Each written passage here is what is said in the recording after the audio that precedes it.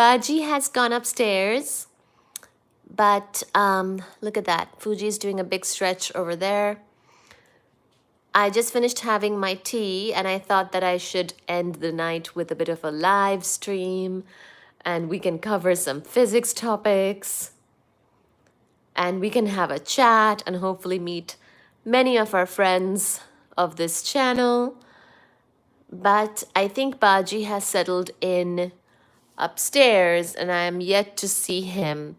But sometimes he chatters and comes down when called. So anything could still happen. Welcome to the live. Welcome, welcome. Thank you so much for joining. I just think it's a little funny that sometimes, it's funny that Baji is not coming down yet because generally he wants to hang out. Anyways, how are you all doing?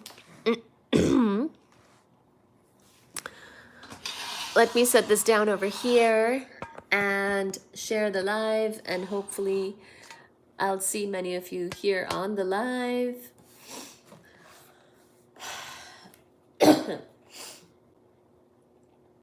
Oh my gosh. Baji Baba.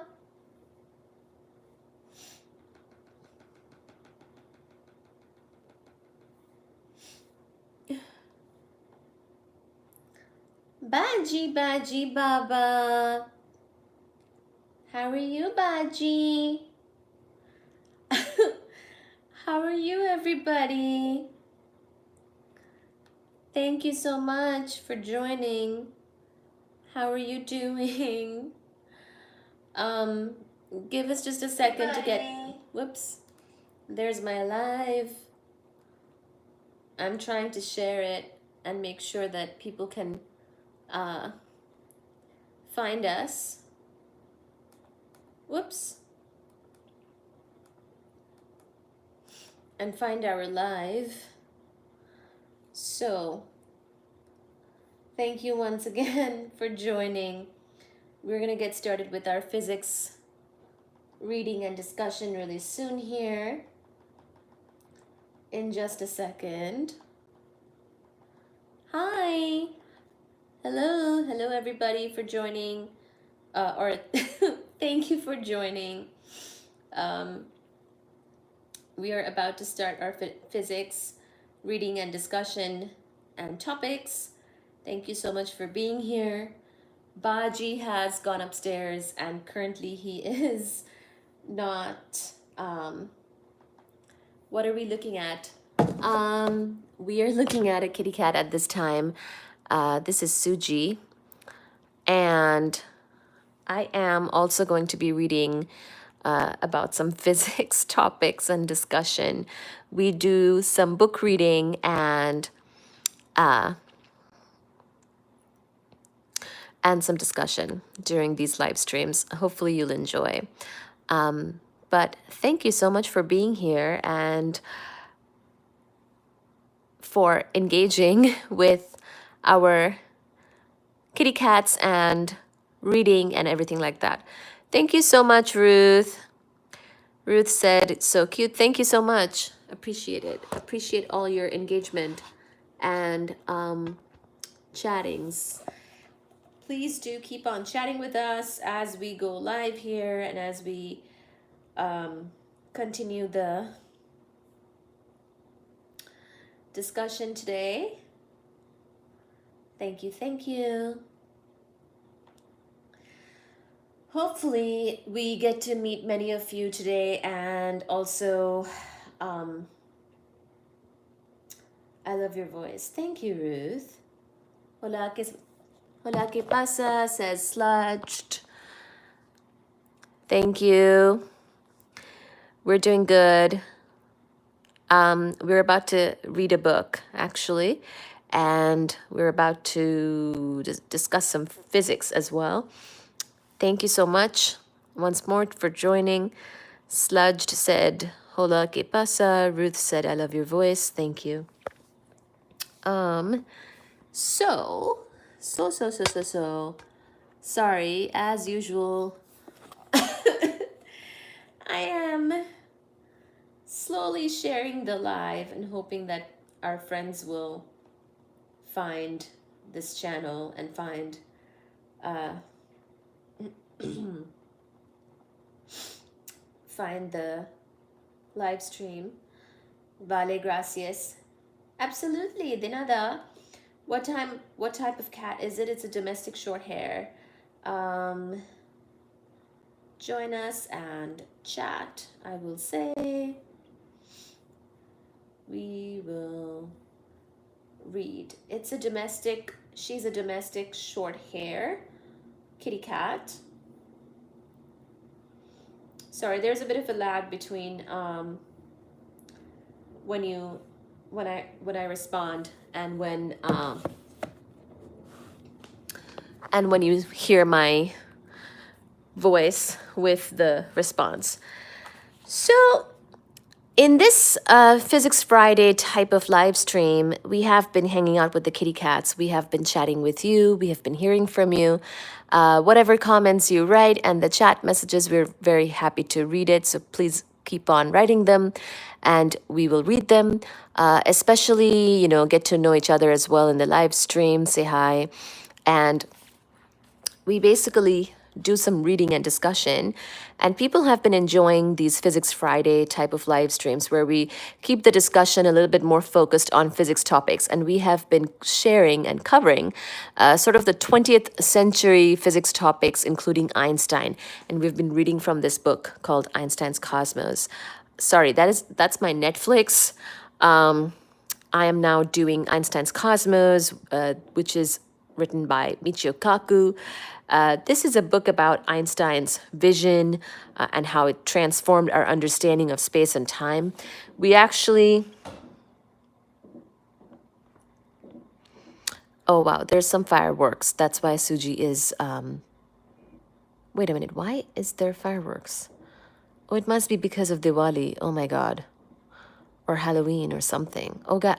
I guess it's Friday, so maybe people are doing fireworks today. Oh gosh. Suji is concerned about the fireworks sounds. He looks nice. This is a she, actually. This is a girl cat. She sat up because of there are these noises right now that we can hear of fireworks. And I had to my brain had to buffer a little bit to understand why there are fireworks. I guess Diwali was yesterday, and so maybe there are fireworks because it's the Friday after Diwali today. So anyways, we read up to chapter 4 of this book, actually, and we already covered Einstein's work with special relativity, photoelectric effect, mass energy conversion, which is kind of part of special relativity, and Brownian motion. All of these things that she's so pretty. Thank you. Yeah, she heard the fireworks. All of these topics that Einstein worked on and published in the very productive year of 1905. And then we also kind of read about some of his personal life problems and developments as well, how he had to be separated from his first wife, and she took the children with her, and then he became closer to his cousin in Berlin, Elsa, who he also later on married. So those are the types of things that we kind of covered and went through some of these physics topics as well in discussion. And we will continue. And chapter 5 is called The New Copernicus. What's her name? Her name is Suji, S-U-J-I. Thank you so much, Ruth, for chatting. Einstein, recovering from the disruption and chaos of World War I, eagerly awaited the analysis of the next solar eclipse to take place on May 29, 1919. So remember, there was a solar eclipse that he was hoping to utilize for one of his experiments and to kind of prove one of his theories. Something to do with starlight, actually, but the solar eclipse would be a good environment to do that particular experiment. So even though sometimes experiments don't work out because of, various reasons, remember there's also the wars going on during in the world at this time. And those types of things actually affected Einstein's work as well. Plus, he had a few years when he was actually pursuing sort of a mistake of his, and certain things did not quite work out the way he would have wanted. But either way, we're in 1919 now, so 1919 year. One British scientist, Arthur Eddington, was keenly interested in performing the decisive experiment to test Einstein's theory. So Eddington is this British scientist who wants to go for the solar eclipse test and do it, and he's hoping to get some money to do it. So Eddington was secretary of the Royal Astronomical Society in England and was equally at ease with performing astronomical observations by telescope and delving into the mathematics of general relativity. He also had another reason for performing the solar eclipse experiment. He was a Quaker, and his pacifist beliefs prevented him from fighting with the British Army during World War I. In fact, he was fully prepared to go to prison rather than be inducted into the military. The officials of Cambridge University feared a scandal if one of its young stars went to jail as a conscientious objector, so they were able to negotiate a deferment from the government on the stipulation that he perform a civic duty, specifically leading an expedition to observe the solar eclipse of 1919 and test Einstein's theory. So now it was his official patriotic duty for the war effort to lead the expedition to test general relativity. So yes, we're reading Einstein's Cosmos by Michio Kaku. And guys, this is the way to do it. If you want to avoid the war or being in the military, and if you can somehow convince your government to send you on an expedition instead to prove some kind of science experiment, that might just be the way to do it. So Arthur Eddington, that's what he did. He set up camp at the island of Principe in the Gulf of Guinea, off the coast of West Africa, and another team led by Andrew Crummelin set sail to Sobral in northern Brazil. Bad weather conditions with rain clouds blocking out the sun almost ruined the entire experiment. So, because remember, this was to prove Einstein's theory of one of his predictions in that theory, which said something about the starlight being affected by the sun. And they wanted the solar eclipse because that is when you can make this measurement better without the sunlight present, but also to see the proper alignment that was needed in order to measure this. My cousin was in the war. Oh, wow, Ruth. But the clouds miraculously parted. So, wow. So Eddington got very lucky because these types of experiments can be very much affected by the weather and things like that. But, things that are quite beyond your control. And already this expedition had been interrupted, before. So it was quite a miracle when the clouds parted just enough for photographs to be taken of the stars at 1:30 in the afternoon. So, this is why we need the solar eclipse at 1:30 in the afternoon, when the sun is up and there is no eclipse. Of course, you cannot measure the starlight very well because everything's going to be covered in sunlight or sort of being saturated by the sunlight. But the solar eclipse helps with both the measurement of the starlight as well as the showing that the sun, how it affects the starlight or not. It would be months, however, before the teams could return to England and carefully analyze their data. So this was just the data observation, taking the pictures, and then, of course, it had to be analyzed further to actually prove Einstein's prediction in the theory.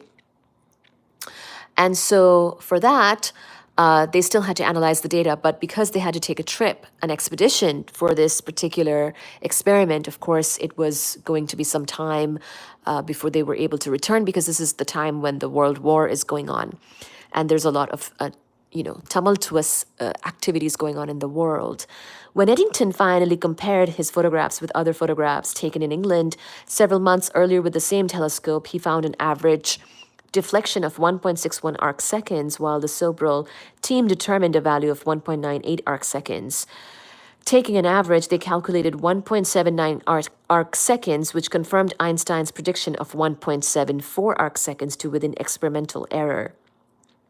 Wow, that's awesome. So they took an average because they took the photographs in England, they took the analysis in England. He found an average deflection of 1.61 arc seconds, while the Sobral team, the other team, determined a value of 1.98 arc seconds, and they took an average, which was 1.79 arc seconds, which was within the experimental error that one could accept, which Einstein had predicted it to be 1.79 arc seconds for that particular shift caused by the sun on the starlight. Thank you, Ruth. Thank you, the baby Abby.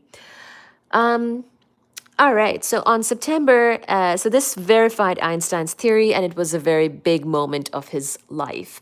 On September 22, 1919, Einstein finally received a cable from Hendrik Lorentz informing him of the fantastic news. Einstein excitedly wrote to his mother, "Dear mother, good news today. H.A. Lorentz cabled me that the English expedition really has proved the deflection of light by the sun." So he had predicted this deflection of light by the sun because of general relativity, and this was finally proved, and he had given basically something like this could actually be experimentally observed, hopefully in his lifetime, and all they needed was a solar eclipse and of course a successful expedition to carry out these experiments, and finally it happened in 1919. Max Planck apparently stayed up all night to see if the solar eclipse data would verify general relativity. Einstein joked later, if he had really understood the general theory of relativity, he would have gone to bed the way I did. Aww. So he went to bed. Einstein himself went to bed, but other people may have had stayed up. So, when people ask, what's keeping you up? Maybe for Max Planck, it was to see if general theory of relativity could be proven or not. But with Einstein, he understood it himself. It's his own theory, so he was confident about it, which is nice. So, although the scientific community was now buzzing with the startling news of Einstein's new theory of gravity, the firestorm did not break publicly until a joint meeting of the Royal Society and the Royal Astronomical Society in London on November 6, 1919. So, quite a couple months later, because September is when they analyzed the data. Einstein was suddenly transformed from a senior distinguished professor of physics in Berlin to a world figure, a worthy successor to Isaac Newton. At that meeting, philosopher Alfred Whitehead noted there was an atmosphere of tense interest that was exactly that of a Greek drama. Sir Frank Dyson was the first to speak. He said, after careful study of the plates, I'm prepared to say that there can be no doubt that they confirm Einstein's prediction. A very definite result has been obtained that light is deflected in accordance with Einstein's law of gravity. Now just imagine that sentence, Einstein's law of gravity. This itself has a lot of gravity in the year 1919 because up until that point, everything was Newton's law of gravitation. Newton was the father of gravity and gravitation. So since like 1646 or so, everybody's understanding of gravitation was governed by Newton's laws.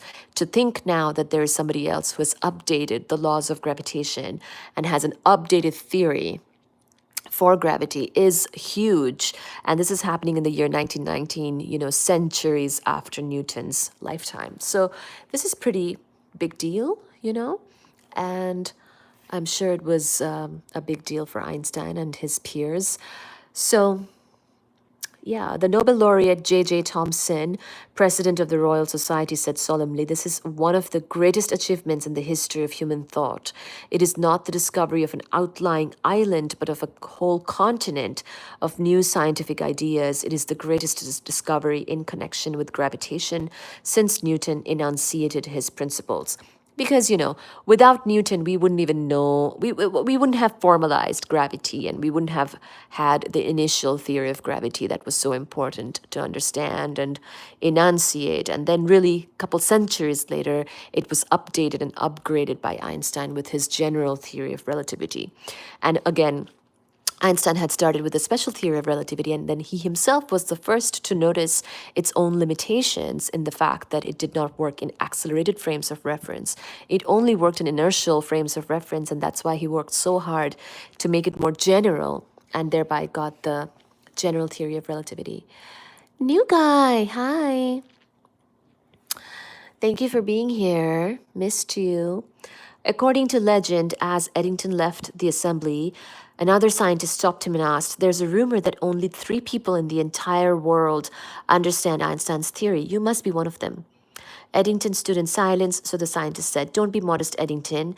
Eddington shrugged and said, "Not at all. I was wondering who the third might be." Aw. They were having fun.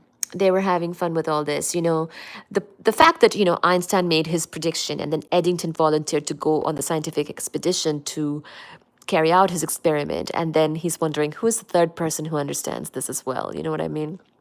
Because as important as theoretical predictions are, it's also important to carry out the experiment. And sometimes the experiment can be a science of its own, and figuring out all the logistics of the expedition, that is actually a whole, branch of science. And figuring out what the experiment should be, what kind of instruments you need, sometimes it can be quite complicated to do all that. So as fun as theoretical predictions are and as important as they are, sometimes the experimental evidence is just as important, if not more important, because that's where the reality kind of lies, if you will, and physics is an experimental science. So it's just nice that Einstein's theories were, being confirmed with these types of observations. And the things that he predicted were actually coming true, and it was well worth it to do the expedition. And in fact, we have even now, even in the last decade, we have further evidence of his gravitational theory, with gravitational waves being measured for the first time from certain extraordinary events in the sky by the instrument called LIGO. Actually, it was that sort of evidence actually came in while I was still in grad school, so it's within the last decade, and things from this theory is still being found to be true. The next day, the Times of London splashed the headline: "Revolution in Science, New Theory of the Universe, Newton's Ideas Overthrown, Momentous Pronouncement, Space Warped." Eddington wrote to Einstein, "All England is talking about your theory for scientific relations between England and Germany. This is the best thing that could have happened." The London newspapers also noted approvingly that Einstein did not sign the infamous manifesto of 93 German intellectuals that had infuriated British intellectuals. Eddington, in fact, would serve as Einstein's main proponent and keeper of the flame in the English-speaking world, defending general relativity against all challengers, like Thomas Huxley in the previous century, who served as Darwin's bulldog to promote the heretical theory of evolution to a deeply religious Victorian England. Eddington would use the full force of his scientific reputation and considerable debating skills to promote relativity. This strange union between two pacifists, a Quaker and a Jew, helped to bring relativity to the English-speaking people. Wow. So there's a lot of significance in this collaboration. So sometimes, as I was saying, the theoretical predictions, no matter how elegant they might be, and the theorists, no matter how amazing and clever they might be, they do need the evidence and the experimental science to back up their theories. And experimental science itself can also uncover even more truths that might be needed or can add to the theory or update the theory. And such collaborations are really quite needed. And without that, it can be difficult. And also, Einstein, of course, was part of a different world, not the English-speaking world. And they're saying that this book is saying that Eddington was very instrumental in bringing this theory to the English-speaking world and kind of popularizing it. It's actually, after really good work is done, there has to be a lot of effort. In fact, a lot of effort is sometimes spent in communicating that work. And if you don't communicate that work literally in the English language, then sometimes a lot of the world don't get to know about it. So it's as simple as that. And that's what, Eddington had a very important role, I would imagine, in communicating about general relativity, even more than the expedition. This communication might have been the more important contribution, because communicating science and big discoveries is almost as important, if not more important, because without that, it's almost like it didn't happen, unfortunately. So, so suddenly did this story burst on the world media that many newspapers were caught off guard, scrambling to find anyone with a knowledge of physics. So the thing was, another important reason why this theory had to be communicated by the right people and profusely is because it was rather a complicated theory. So a lot of people didn't really understand it or appreciate, what it actually means. And so for that, of course, a very good knowledge of physics would be helpful. So people who wanted, journalists or people who wanted to write stories about it wanted to also understand if they, to find people with the knowledge of physics. The New York Times hurriedly sent its golf expert, Henry Crouch, to cover this fast breaking story, adding numerous errors in the process. Oh gosh. The Manchester Guardian sent its music critic to cover the story. Later, the Times of London asked Einstein to elaborate on his new theory in an article. To illustrate the relativity principle, he wrote in the Times, "Today in Germany, I'm called a German man of science, and in England, I'm represented as a Swiss Jew. If I come to be regarded as a bere noire, the descriptions will be reversed, and I shall become a Swiss Jew for the Germans and a German man of science for the English." Hi, Robin. Thank you for joining. Robin says, "I love cats." Thank you. So, his identity itself was sort of a political discussion, whether he was, Swiss, because Switzerland was more accepting of him, and that's where he completed his education or had more success with his education, or whether he was German, as in because he was from Germany. I'm Rescue Man. Okay, hi. So basically, he's saying that his identity itself was rather relative. Oh,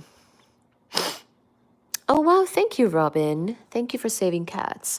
Soon, hundreds of newspapers were clamoring for an exclusive interview with this certified genius, this successor to Copernicus and Newton. Einstein was besieged by reporters eager to make their deadlines. It seemed that every newspaper in the world was carrying this story in the front pages. Perhaps the public, exhausted by the carnage and senseless savagery of World War I, was ready for a mythic figure who tapped into their deepest myths and legends about the stars in the heavens, whose mystery has forever been in their dreams.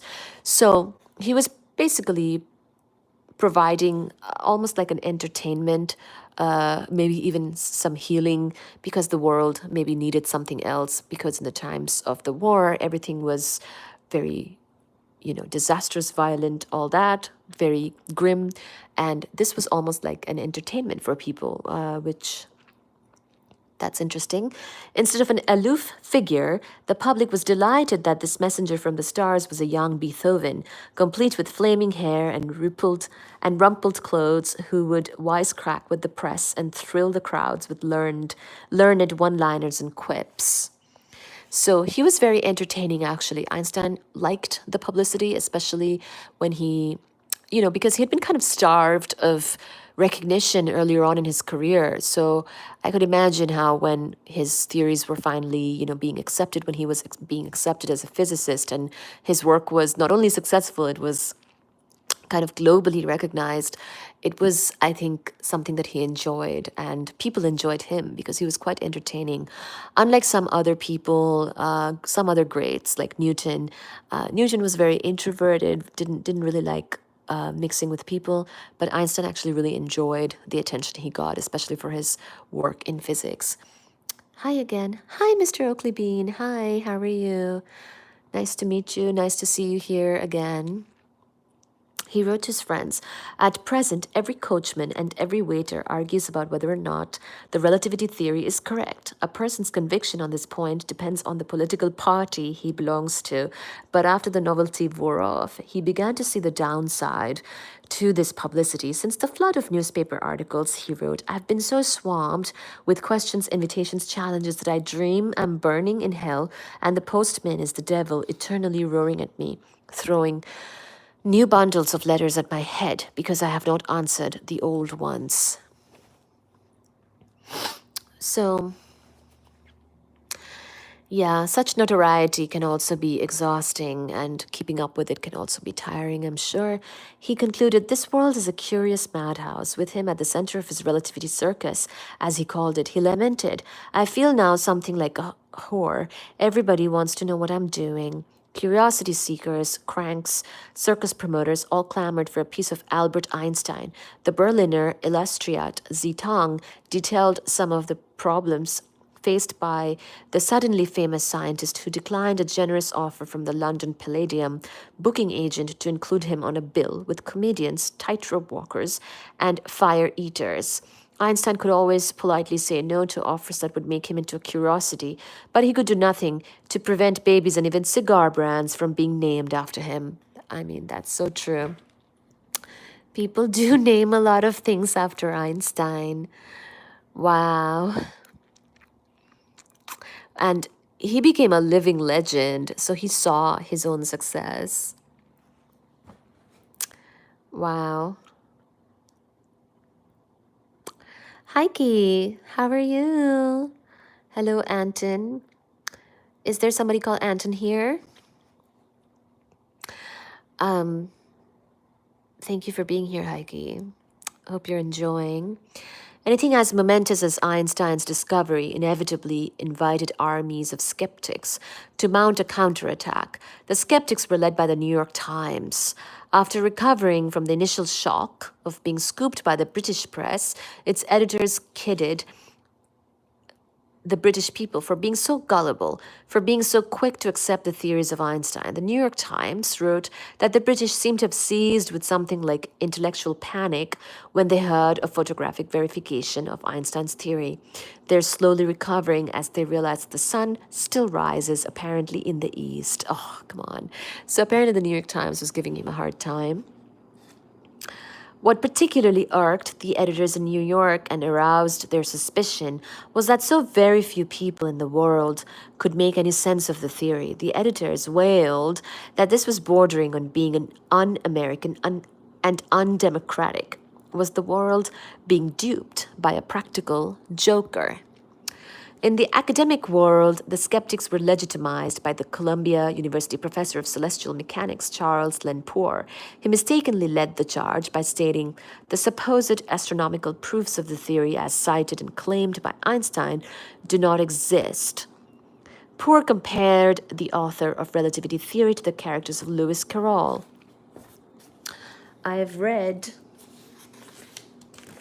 So Columbia University, guys, is in New York, of course.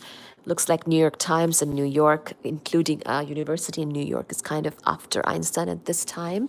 They don't want to believe him blindly, even though there was really evidence. But I think, America sometimes is, both America and Europe can be a little bit of a rival when it comes to science. They can rival each other and challenge each other's scientific progresses. So let me turn the page. I've read various articles on the fourth dimension, the relativity theory of Einstein, and other psychological speculation in the constitution of the universe. And after reading them, I feel as Senator Brandeji felt after a celebrated dinner in Washington. "I feel," he said, "as if I had been wandering with Alice in Wonderland and had tea with the Mad Hatter." So he's giving a little bit of a challenge to Einstein because perhaps, and most probably, he did not really understand relativity, because even now people don't really understand general theory of relativity very well. It's a class that is, optional for physics majors, so you could get a PhD in physics without ever taking GR.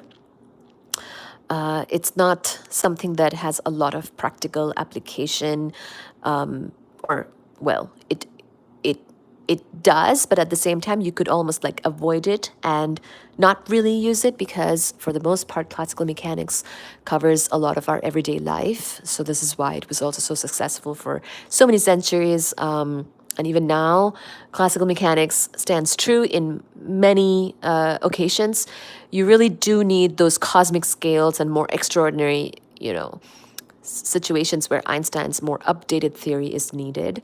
So I think because people were not really, they were not really using general theory of relativity in their everyday lives or even in their research, even if you were a physicist, they were more skeptical of it. That's very normal. Even if you did excellent work, people being kind of skeptical of your work.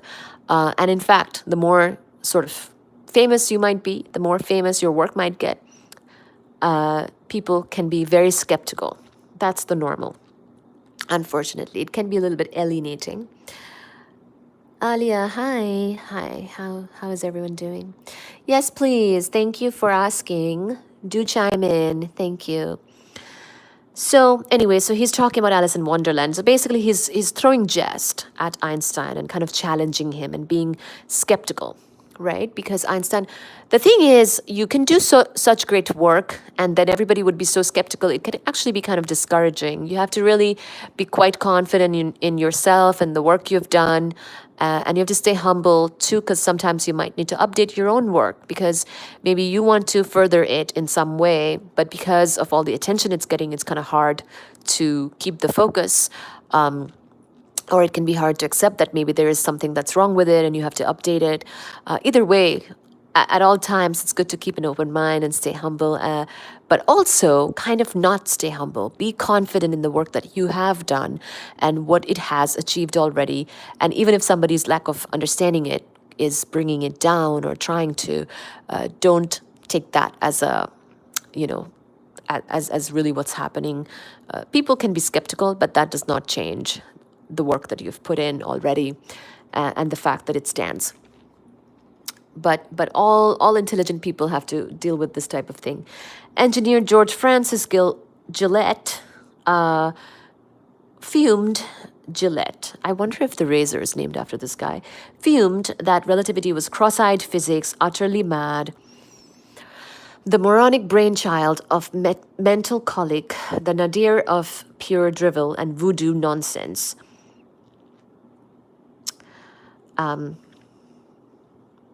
By 1940, so this person is saying, by 1940, relativity will be considered a joke. Einstein is already dead and buried alongside Anderson, Grimm, and the Mad Hatter. So they're being quite harsh in their criticism. This is so strange, but not really. It's quite common.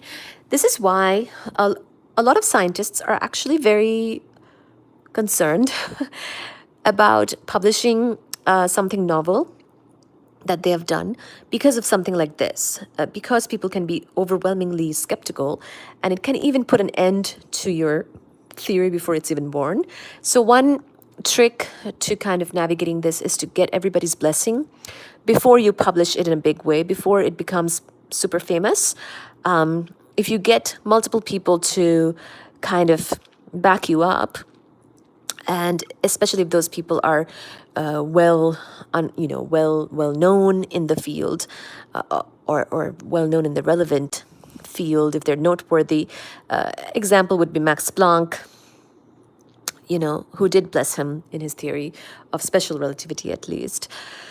So getting the blessings of many, many people, even if they are stupider, even if they are not really of the same caliber, can be politically important in scientific work because otherwise you might face a lot of skepticism and sort of adversarial behavior from them because they just didn't get to have a say in what you published.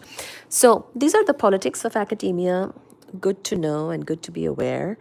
Ironically, the only reason why historians still remember these individuals is their futile tirades against relativity theory. So basically, these people, they opposed it, but they were not successful at, keep on opposing it because the theory is successful and these people were not. But there was notable opposition against Einstein is the point of all this. So there is that. It is the hallmark of good science that physics is not determined by a popularity contest or by New York Times editorials, but by careful experimentation. As Max Planck once said, referring to the ferocious criticism that he once faced when proposing his quantum theory, a new scientific truth does not, as a rule, prevail because its opponents declare themselves persuaded or convinced, but because the opponents gradually die out and the younger generation is made familiar with the truth from the start. Einstein himself once remarked, "Great spirits have always encountered violent opposition from mediocre minds." So there is still a lot of that even today with a lot of the work that happens today. So just be mindful of this type of opposition if you're ever doing something novel. The more opposition you get, it might even be an indicator that something great is happening or something very different is happening. Unfortunately, the adulation of Einstein in the press stimulated the hatred, jealousy, and bigotry of the growing army of his detractors. The most notorious hater of Jews in the physics establishment was Philip Leonard, the Nobel Prize-winning physicist who had established the basic frequency dependence of the photoelectric effect. Who had established the basic frequency dependence of the photoelectric effect, a result that was finally explained by Einstein's theory of the light quantum, the photon. Mileva had even attended Leonard's lectures when she visited Heidelberg. In lurid publications, he decried that Einstein was a Jewish fraud and that relativity could have been predicted from the start if race theory had been more widespread. Since Einstein was a Jew. What? Okay. I'm not following this particular complaint, but I'll keep reading. Eventually, he became a leading member of what was called the Anti-Relativity League, devoted to purging Jewish physics from Germany and establishing the purity of Aryan physics. Oh, I see. Okay.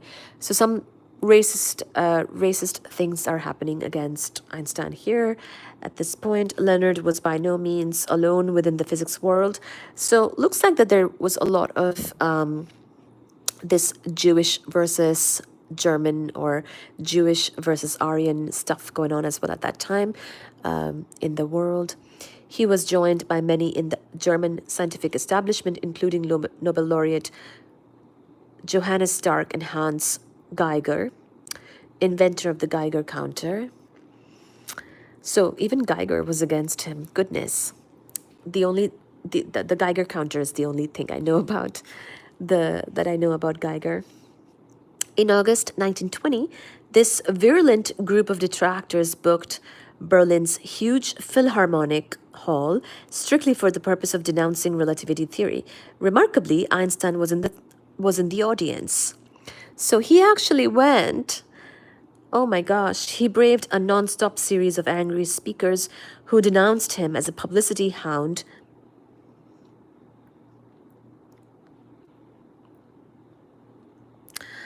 Oh, thank you. Heike says that the razor Gillette is named after King Camp Gillette, salesman and inventor. Oh, good. Thank you. Thank you. Perfect. So Einstein went to this event that was meant to denounce him, and he braved a non-stop series of angry speakers who denounced him as a publicity hound, plagiarist, and charlatan to his face. The next month, there was yet another such confrontation, this time at a meeting of the Society of German Scientists in Bad Nauheim. Armed police were present to guard the hall's entrance and dampen any demonstration or violence. Einstein was jeered and hooted down when he tried to answer some of Leonard's inflammatory charges. News of this raucous exchange hit the papers in London, and the people of Britain became alarmed by rumors that Germany's great scientist was being hounded out of Germany. The German Foreign Office representative in London, to quell such rumors, said it would be catastrophic for German science if Einstein left, and that we should not drive away such a man whom we can use in effective cultural propaganda. So I'm not sure. Oh, I see what's going on. So England likes Einstein. The German Foreign Office is probably talking, because they understand the the cultural impact of Einstein. In April of 1921, so a couple years later, with invitations pouring in from all corners of the world, so lots of people started to invite Einstein, I believe, because he's a celebrity scientist. Who wouldn't want him? And especially if he was facing difficulties in Germany, then come on over. So Einstein decided to use his new celebrity to promote not only relativity but also his other causes, which now included peace and Zionism. He had finally rediscovered his Jewish roots. So sometimes when you are targeted because of something about you, like in his case being Jewish, that is when you might rediscover your roots, because it makes you see like what is something that you are which you cannot change is making people hate you, and then it becomes an important topic, right? And that's how I guess he found his Jewish roots again, because it might not have been so important to him when he was sort of a nobody and nobody gave him trouble because of this, but now that he was somebody, he could use his platform to say something against this type of hatred against Jews. In long conversations with his friend Kurt Blumenfeld, he began to fully appreciate the deep suffering inflicted on the Jewish people throughout the centuries. Blumenfeld, he wrote, was responsible for making me conscious of my Jewish soul. Ooh. Chaim Weizmann, a leading Zionist, focused on the idea of using Einstein as a magnet to attract funds for Hebrew University in Jerusalem. The plan involved sending Einstein on a tour through the heartland of America. Fuji, no baby corona. Cerda? No Fuji. As soon as Einstein's ship docked in New York Harbor, so this is Einstein coming to the US now, he was mobbed by reporters eager for a glimpse of him. Crowds lined the streets of New York to view his motorcade and cheered when he waved back from his open-topped limousine. It's like the Barnum Circus, Elsa said as someone threw a bouquet at her. Einstein mused, the ladies of New York want to have a new style every year. This year, the fashion is relativity. He added, do I have something of a charlatan or a hypnotist about me that draws people like a circus clown? So I think he had a personality or a outward appearance that really drew people, and it helped with, popularizing his theory, but I don't know how much it helped for people to really understand his work, because that's a little bit more than just, popularizing the theory. As expected, Einstein aroused intense interest among the public and galvanized the Zionist cause. Well-wishers, curiosity seekers, and Jewish admirers packed every auditorium he spoke in.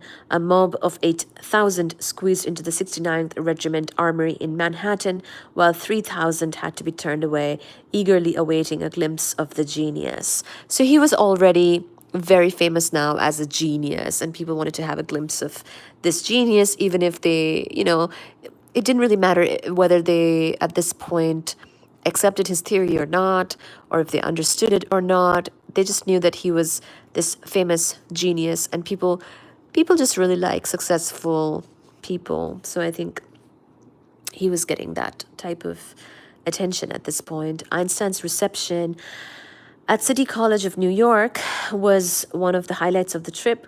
Isidore Isaac Rabi, who would later win a Nobel Prize, took copious notes of Einstein's lecture and marveled that Einstein, unlike other physicists, possessed a crowd-pleasing charisma.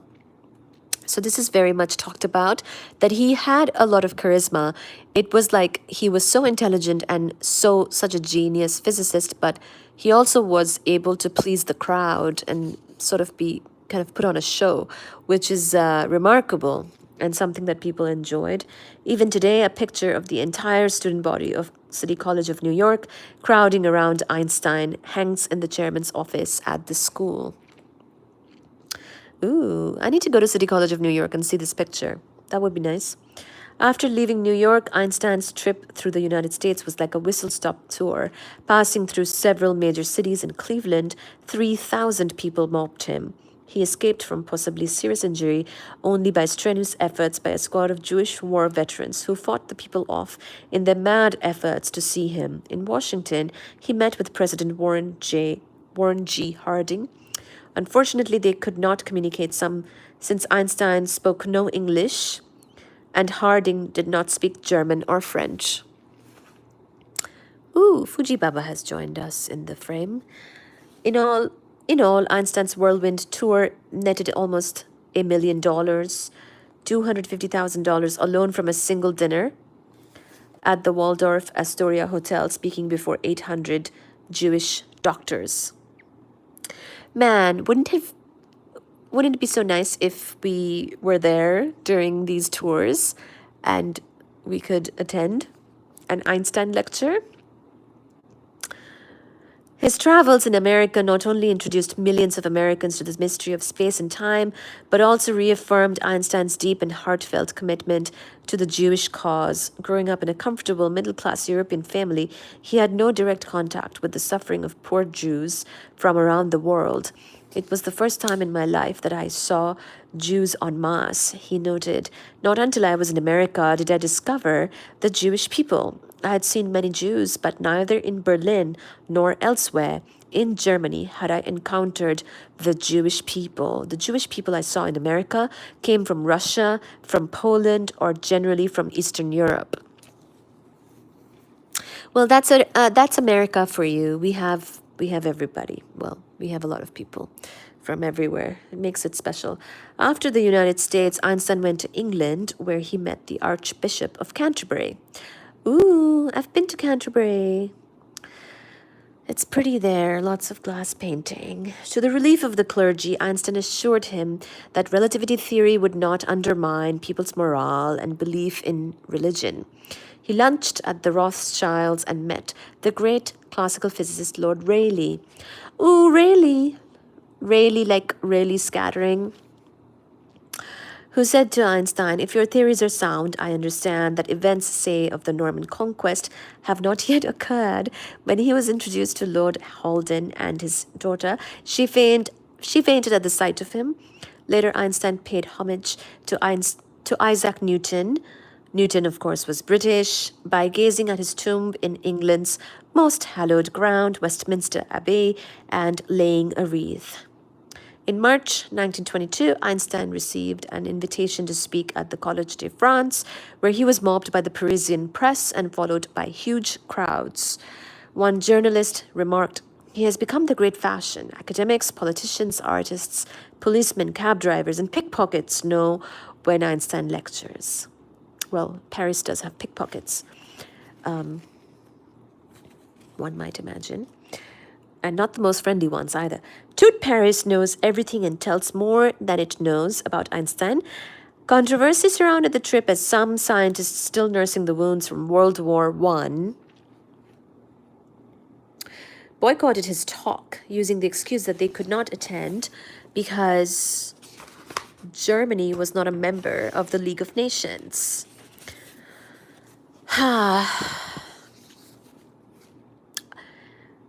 In response, a Paris paper gibed, if a German were to discover a cure for cancer or tuberculosis, would these 30 academics have to wait until Germany became a member of the League of Nations to use it? So basically saying that science is kind of beyond these political differences. Science is science, doesn't really matter where the scientist is from.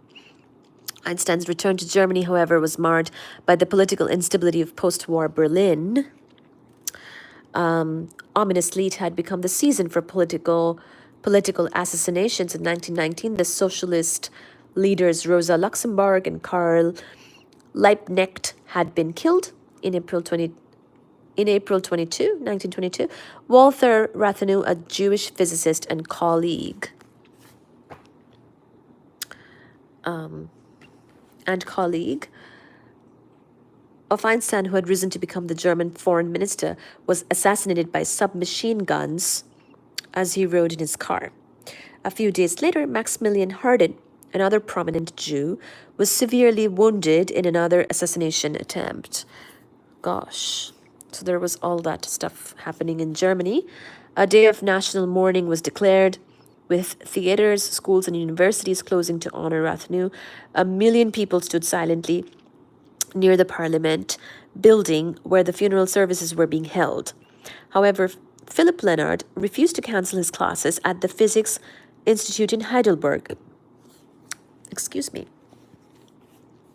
Previously, he had been advocated killing Rathnew. He had even advocated killing Rathnew. On the day of the national mourning, a group of workers tried to persuade Leonard to cancel his classes, but were drenched with water thrown from the second floor of his building. The workers then broke into the institute and dragged Leonard out. They were about to throw him into the river when the police intervened. Gosh. A disturbing time, for sure. That year, a young German, Rudolf Liebes, was charged in Berlin with offering a reward for the murder of Einstein and other intellectuals, saying that it was a patriotic duty to shoot these leaders of pacifist sentiment. Oh my God. He was found guilty by the courts, but fined only $16. Only $16. Oh my gosh. Einstein took these threats seriously, both from anti-Semites as well as deranged individuals. Once a mentally unbalanced Russian immigrant, Eugenia Dixon wrote a series of menacing letters to Einstein, raving that he was an imposter masquerading as the real Einstein, and stormed into Einstein's house, trying to kill him. But before this crazed woman could attack Einstein, Elsa struggled with her at the door, managing to subdue her and call the police. So when you're famous, I think you need bodyguards. Looks like Elsa was sort of a bodyguard for Einstein, but when more and more people get to know you in the world famous means you need more protection. So looks like Einstein needed that. Einstein, facing this dangerous tide of anti-Semitism, took the opportunity to launch another world tour, this time to the Orient.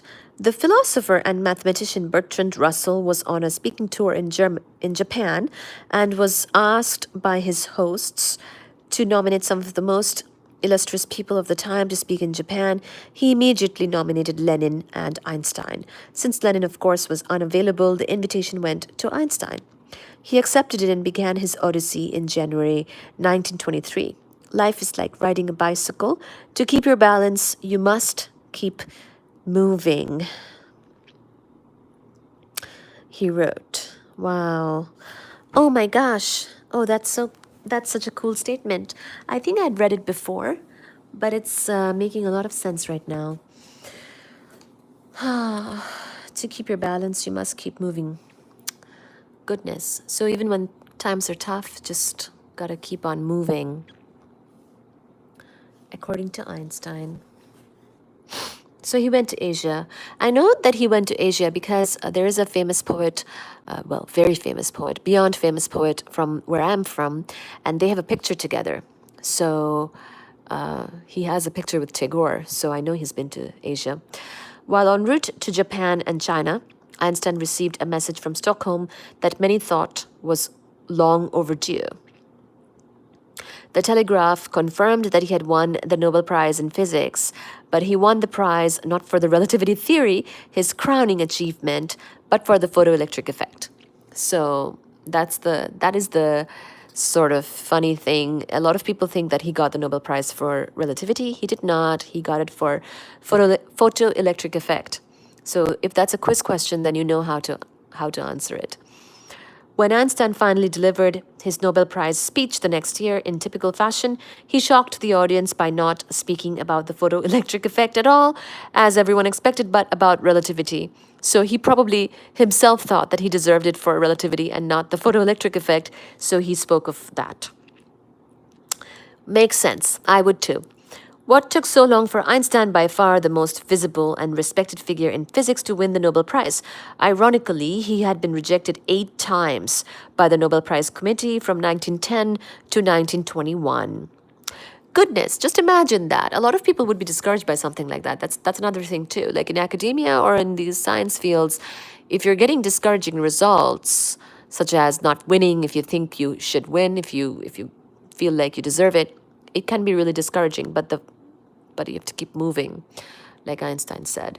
During that period, numerous experiments had been conducted to verify the correctness of relativity. Sven Hedin, a member of the Nobel nominating committee, later confessed that the problem was Leonard, who had great influence over other judges, including Hedin.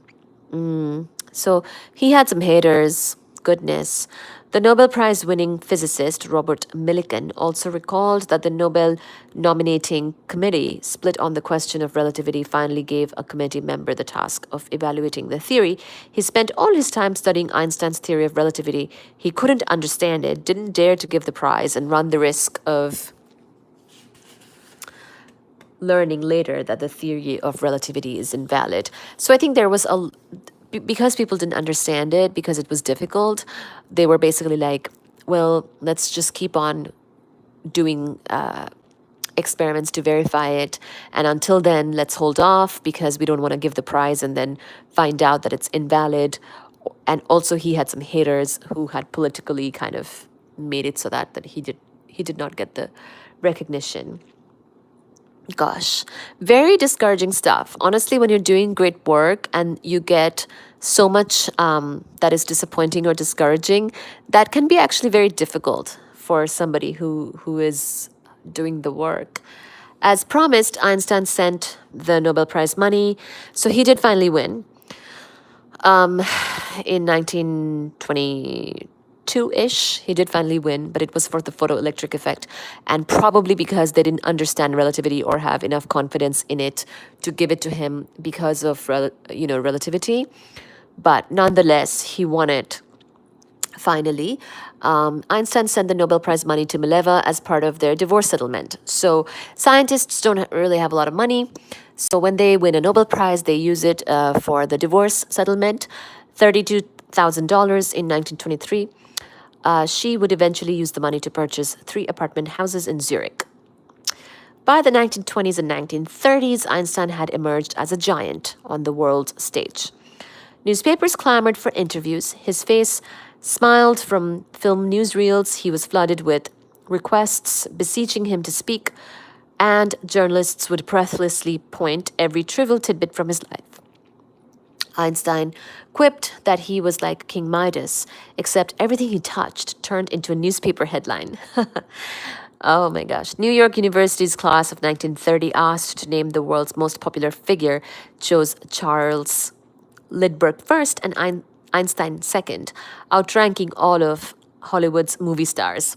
I mean, I think Einstein still is one of the most famous people in the world. Like, if people were to have to name somebody famous, I think it would be, he's still like top 5 or something, you know? That's the level of his fame. That's actually very uncommon. Most physicists, scientists, people, especially working on something as difficult to understand as relativity, becoming that famous is actually quite rare, quite extraordinary. Everywhere Einstein went, his mere presence would spark huge crowds. For example, 4,000 people started a near riot trying to crash a film explaining relativity at the American Museum of Natural History in New York. A group of industrialists even bankrolled the building of the Einstein Tower in Potsdam, Germany. a futuristic-looking solar observatory finished in 1924 that housed a telescope in a tower 54 feet high. Einstein was so much in demand from artists and photographers that wanted to capture the face of a genius that he listed his job description as an artist's model. This time, however, he did not make the mistake he made with Mileva, neglecting her while he was on world tours.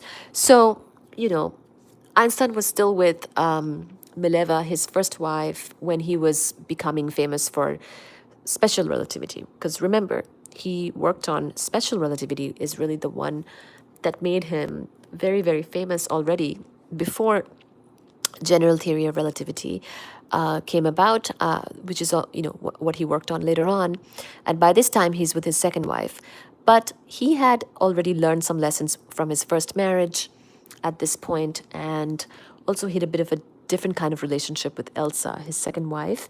And it seems they traveled together. So instead of neglecting her or the relationship, they actually went together to these things, which was very different than his first marriage. So to Elsa's delight, he took her along to greet celebrities, royalty, and the powerful. So that's kind of nice, right? Not only is he more famous, more successful, more of a global figure and really, really famous, he gets to meet all these important people who want to meet him, all these important meetings, royalty and powerful people and whatnot. And the second wife gets to go along and be with him and also be part of those experiences. So that's why I recommend be the second wife, not the first, of someone like Einstein.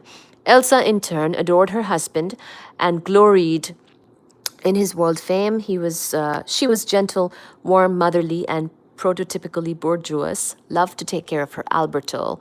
In 1930, Einstein made his second triumphant trip to the United States. So this is 1930 now. So he's very, very famous at this point. On his visit to San Diego, the humorist Will Rogers noted about Einstein, he ate with everybody, talked with everybody, posed for everybody that had any film left, attended every luncheon, every dinner, every movie opening, every marriage, and 2/3 of the divorces. In fact, he made himself such a good fellow that nobody had the nerve to ask what his theory was. So I think everybody wanted him, and he was happy to make himself available for these invitations and the fame. And because of his celebrity at this point, thankfully, no one's asking him his theory because it's been well established. He visited the California Institute of Technology and the observatory at Mount Wilson, meeting astronomer Edwin Hubble. Yes! I love Hubble. The Hubble telescope. It's one of the wonders of the world in astronomy. Who had verified some of Einstein's theories about the universe? Yes! Yes. Oh, Hubble. I forgot about this part. He met Hubble at Caltech. Yay! He also visited Hollywood and received a glittering reception. So Caltech, is in that part of the world. Pasadena, LA, all that stuff, deserty places. So he also got, Hollywood and Caltech can happen on the same day, I suppose. In 1931, he and Elsa attended the world premiere of Charlie Chaplin's film City Lights. Yay! The crowd strained to catch a fleeting glimpse of the world-famous scientist surrounded by Hollywood royalty at the opening as the audience wildly cheered Chaplin and Einstein. Chaplin remarked, "The people applaud me because everyone understands me, and they applaud you because no one understands you." Einstein, bewildered by the frenzy that celebrities can generate, asked what it all meant. Chaplin wisely replied, "Nothing." When he visited New York's famed Riverside Church, he saw his face on a stained glass window portraying the world's great philosophers, leaders, and scientists. He quipped, "I could have imagined they would make a Jewish saint out of me, but I never thought I would become a Protestant one." Oh my gosh. Wow. But all of that fame, all of that notoriety, all the celebrity and the frenzy, according to Charlie Chaplin, meant nothing. It is nothing. It means there's frenzy. Einstein was also sought out for his thoughts on philosophy and religion. His meeting with a fellow Nobel laureate. This is the one I was talking about. This is the guy. This is the very, very huge personality from where I am from. His meeting with a fellow Nobel laureate. He's also the first Nobel laureate from Asia, Gobi Rabindranath Tagore, Indian mystic Rabindranath Tagore, in 1930 attracted considerable press attention. So I have seen this picture of Rabindranath Tagore with Einstein, by the way. They got together in India. Or actually, I don't know if they got together in India, but they got together. And Rabindranath, of course, also won the Nobel Prize. So there were two Nobel laureates together. In 1930, attracted considerable press attention. Hi, Yash. How are you, my friend? From Pakistan, how are you? His meeting with a fellow Nobel laureate, Indian mystic Rabindranath Tagore, in 1930 attracted considerable press attention. They made quite a pair, with Einstein's flaming white hair and Tagore's equally imposing long white beard. One journalist remarked, "It was interesting to see them together. Tagore, the poet, with the head of a thinker, and Einstein, the thinker, with the head of a poet." It seemed to an observer as though two planets were engaged in a chat. Here we are, Suji and Fuji. Baji's upstairs. Fuji's getting into some trouble. Oh, that's such a lovely... Oh, that's so lovely. Head of a thinker, head of a poet. I bet that they got along. Tagore is from my city, by the way, where I'm from. Ever since he read Kant as a child, Einstein became suspicious of traditional philosophy, which he often thought degenerated into pompous but ultimately simplistic hocus pocus. He wrote, "It's not all of philosophy as if written in honey. It looks wonderful when one contemplates it, but when one looks again, it is all gone. Only mush remains." So, by the way, Tagore is a big, well, I don't even have words. Where I'm from, he's sort of a... He's so huge that you would know him even if, even if you didn't participate in the culture. But he wrote lots of poetry, songs, composed music, wrote novels, won the Nobel Prize, first person to win it in Asia, I believe. Fuji, can you please stop? I'm trying to discuss something important. And as a Bengali myself, of course, I learned his music. Almost every Bengali child has to. It looks wonderful when one contemplates it, but when one looks again, it is all gone, only mush remains. Give me 1 second. Fuji, please stop. All right, let me give them a snack so that they'll stop making this noise. And here comes Baji. Now that there's snacks. Hi, Baji. Tagore and Einstein clashed over the question of whether the world can exist independently of human existence, whilst Tagore held the mystical belief that human existence was essential to reality. Einstein replied, "The world, considered from the physical aspect, does exist independently of human consciousness." Although they disagreed on the question of physical reality, they found a bit more agreement on questions of religion and morality. In the area of ethics, Einstein believed that morality was defined by humanity, not by God. Morality is of the highest importance, but for us, not God. Einstein observed, "I do not believe in the morality of the individual, and I consider ethics to be an exclusively human concern with no superhuman authority behind it." Although skeptical about traditional philosophy, he also had the deepest respect for the mysteries posed by religion, especially the nature of existence. He would write, "Science without religion is lame, religion without science is blind. He would also attribute this appreciation of mystery as the source of all science. All the fine speculations in the realm of science spring from a deeply religious feeling. Einstein wrote, the most beautiful. Hi, Baji. You want to sit on my lap? Olha,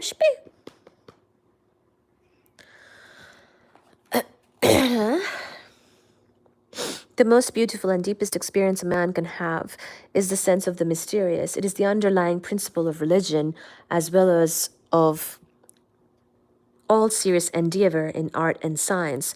He concluded, if something is in me which can be called religious, then it is the unbounded admiration for the structure of the world so far as science can reveal it. So, I would say even the structure of the universe. What can science reveal about the universe, right? That is almost like a religion, a worship. Right, Baji? It's a lifelong worship. Perhaps his most elegant and explicit statement about religion was written in 1929. I'm not an atheist, and I don't think I can call myself a pantheist. We are in the position of a little child entering a huge library filled with books in many different languages. The child knows someone must have written those books. It does not know how. It does not understand the languages in which they are written. The child dimly suspects a mysterious order in the arrangement of the books, but doesn't know what it is. That, it seems to me, is the attitude of even the most intelligent human being toward God.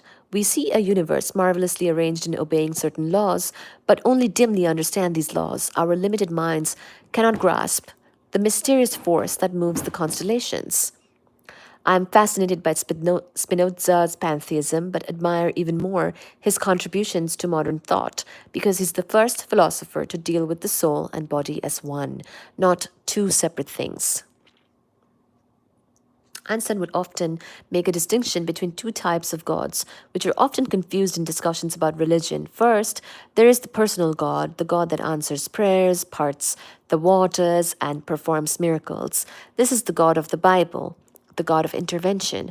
Then there is the God that Einstein believed in, the God of Spinoza, the God that created the simple and elegant laws that govern the universe.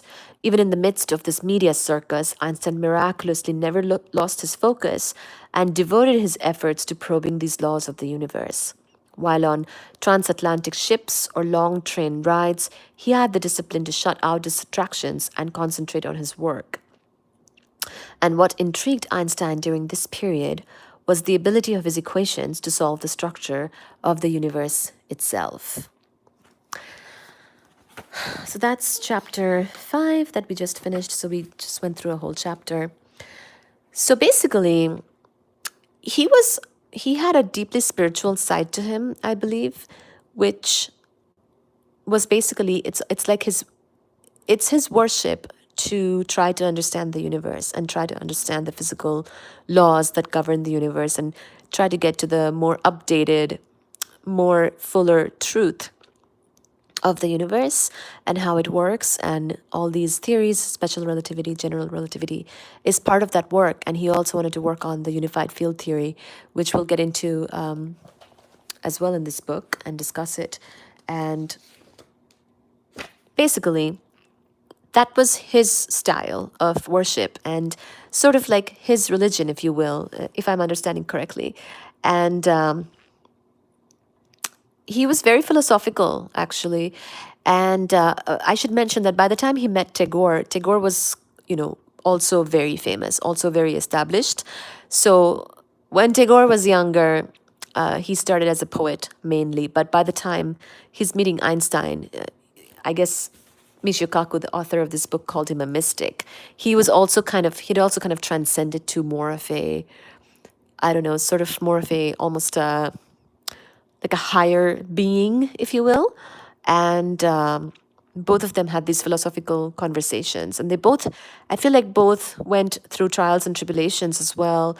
Both got a lot of publicity, a lot of popularity, a lot of fame. but also a lot of struggles. Both had personal struggles. Tagore's life was also had a ton of struggle, actually, a lot of tragedy. And I think these people who are extremely good at what they do, but also they have a spiritual side. It's almost like that spiritual side is needed, that philosophical side is needed, because just imagine so much stuff is happening in the world around them and also to them. They're going through personal tragedies and struggle and whatnot. And there's also the media circus surrounding them. So how do they keep working on, what they want to work on? How do they keep the focus? It's because it's their worship. It's what they do every day, and it's what they're about. It's their philosophical, spiritual practice as well as their career. It's all kind of the same. I think that's what sort of makes these ultimate sort of people ultimately succeed, is and how they keep so much focus is because this is not just their work or their job. This is their work or their job or their career, as well as their spirituality, as well as their philosophy, as well as their worship. And so that's why they're able to do it. They have to do it in a sort of disciplined, focused way every day or consistently, regardless of what's happening in the world. There could be World War One and Two happening. There could be, media circus happening. There could be people who are trying to tear them down, but they still keep the focus. And that's incredible, I think. That is, if people can find sort of this level of spirituality or philosophy or sort of this deep bond and worship within their work, I think they can achieve anything. And that's what helped Einstein and Tagore achieve as much as they did. Because again, Tagore, if you read about him, we should read about him too at some point during this channel. He was so prolific. He published so much. He wrote so much, thousands of poems, songs, whatever. Like, he did so much work. There are people who did like their PhDs on his work and still cannot finish everything that he did. Very, very prolific, achieved a lot, right? Because it was part of, again, he was very philosophical, very spiritual in this matter. So the next chapter is chapter 6, black holes, the Big Bang and black holes. So look at that. Chapter 6, the Big Bang and black holes. So I think we'll peek into this chapter because it's such a juicy one. We'll start this one, but hopefully you enjoyed the last one where we talked about Einstein's growing fame and sort of the cultural significance of Einstein. So Einstein, with his work, not only did he contribute more than a lot of people combined, probably he had an enormous contribution to physics and an enormous contribution to our understanding of the universe. And even today, some of his things, when they get confirmed, is a big deal. It's a news story or multiple news stories. But more than that, also, he had a lot of cultural impact. This whole thing of like, oh, you're a genius, you're like an Einstein. The word Einstein is synonymous with genius, with intelligent, basically very clever. So, and people, he got to be very famous in his lifetime. And in the in his contemporary times, people thought of him as a celebrity, and that also contributed to the culture surrounding this type of work and physics and things like that. So the cultural significance is also important, and that's why we had the last chapter kind of describing some of that. So now we'll start chapter 6, the Big Bang and black holes. Did the universe have a beginning? Is the universe finite or infinite? Will it have an end? As he began to ask what his theory might say about the cosmos, Einstein, like Newton before him, encountered the same kinds of questions that had puzzled physicists centuries earlier. So, by the way, I should mention that the Big Bang theory and some of the stuff about the universe is still a question mark, okay? So, this is why I thought it was a good idea to start with the 20th century physics that we cover in this book and we discuss, because right now there are some pending questions in the 21st century that are still a struggle to answer.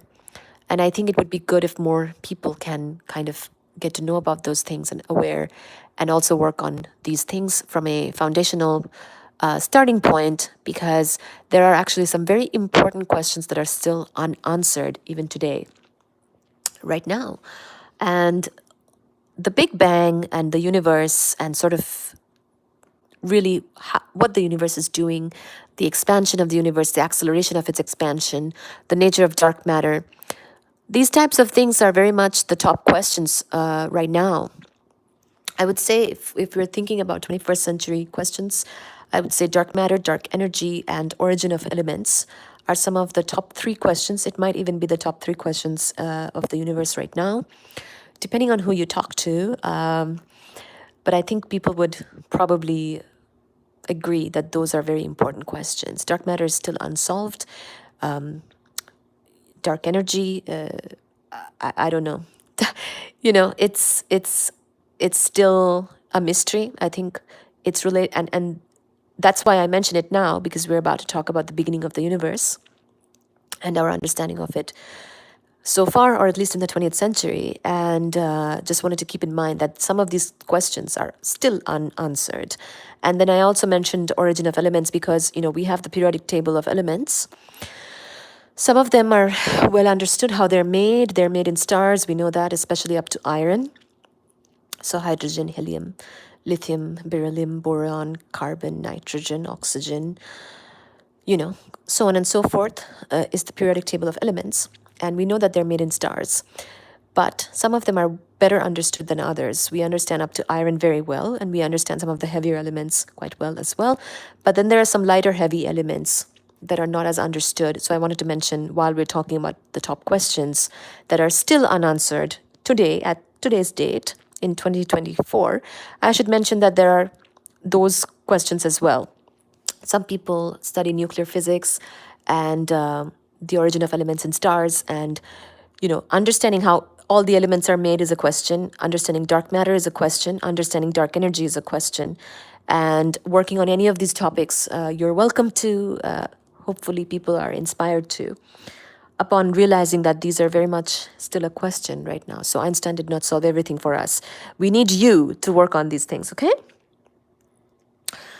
Did the universe have a beginning? Is the universe finite or infinite? Will it have an end? As he began to ask what his theory might say about the cosmos, Einstein, like Newton before him, encountered the same kinds of questions that had puzzled physicists centuries earlier. In 1692, 5 years after Newton completed his masterpiece, Philosophiae Naturalis Principia Mathematica, he received a letter from the minister, Richard Bentley, that perplexed him. Bentley pointed out that if gravity was strictly attractive and never repulsive, then any static collection of stars will necessarily collapse in on itself. This simple but potent observation was puzzling, as the universe seemed stable enough, yet his universal gravitation would, given enough time, collapse the entire universe. So, that's a great question, right?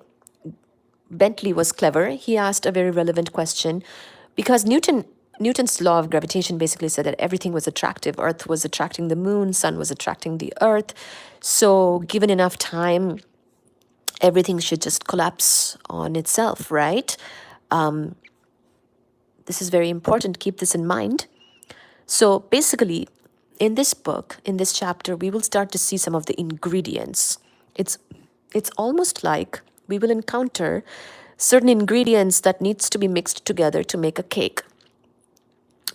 Unfortunately, that cake is still not made, as in our understanding, the cake is our full understanding of the universe and how it works and how it expands, and not only expands, it accelerates in its expansion.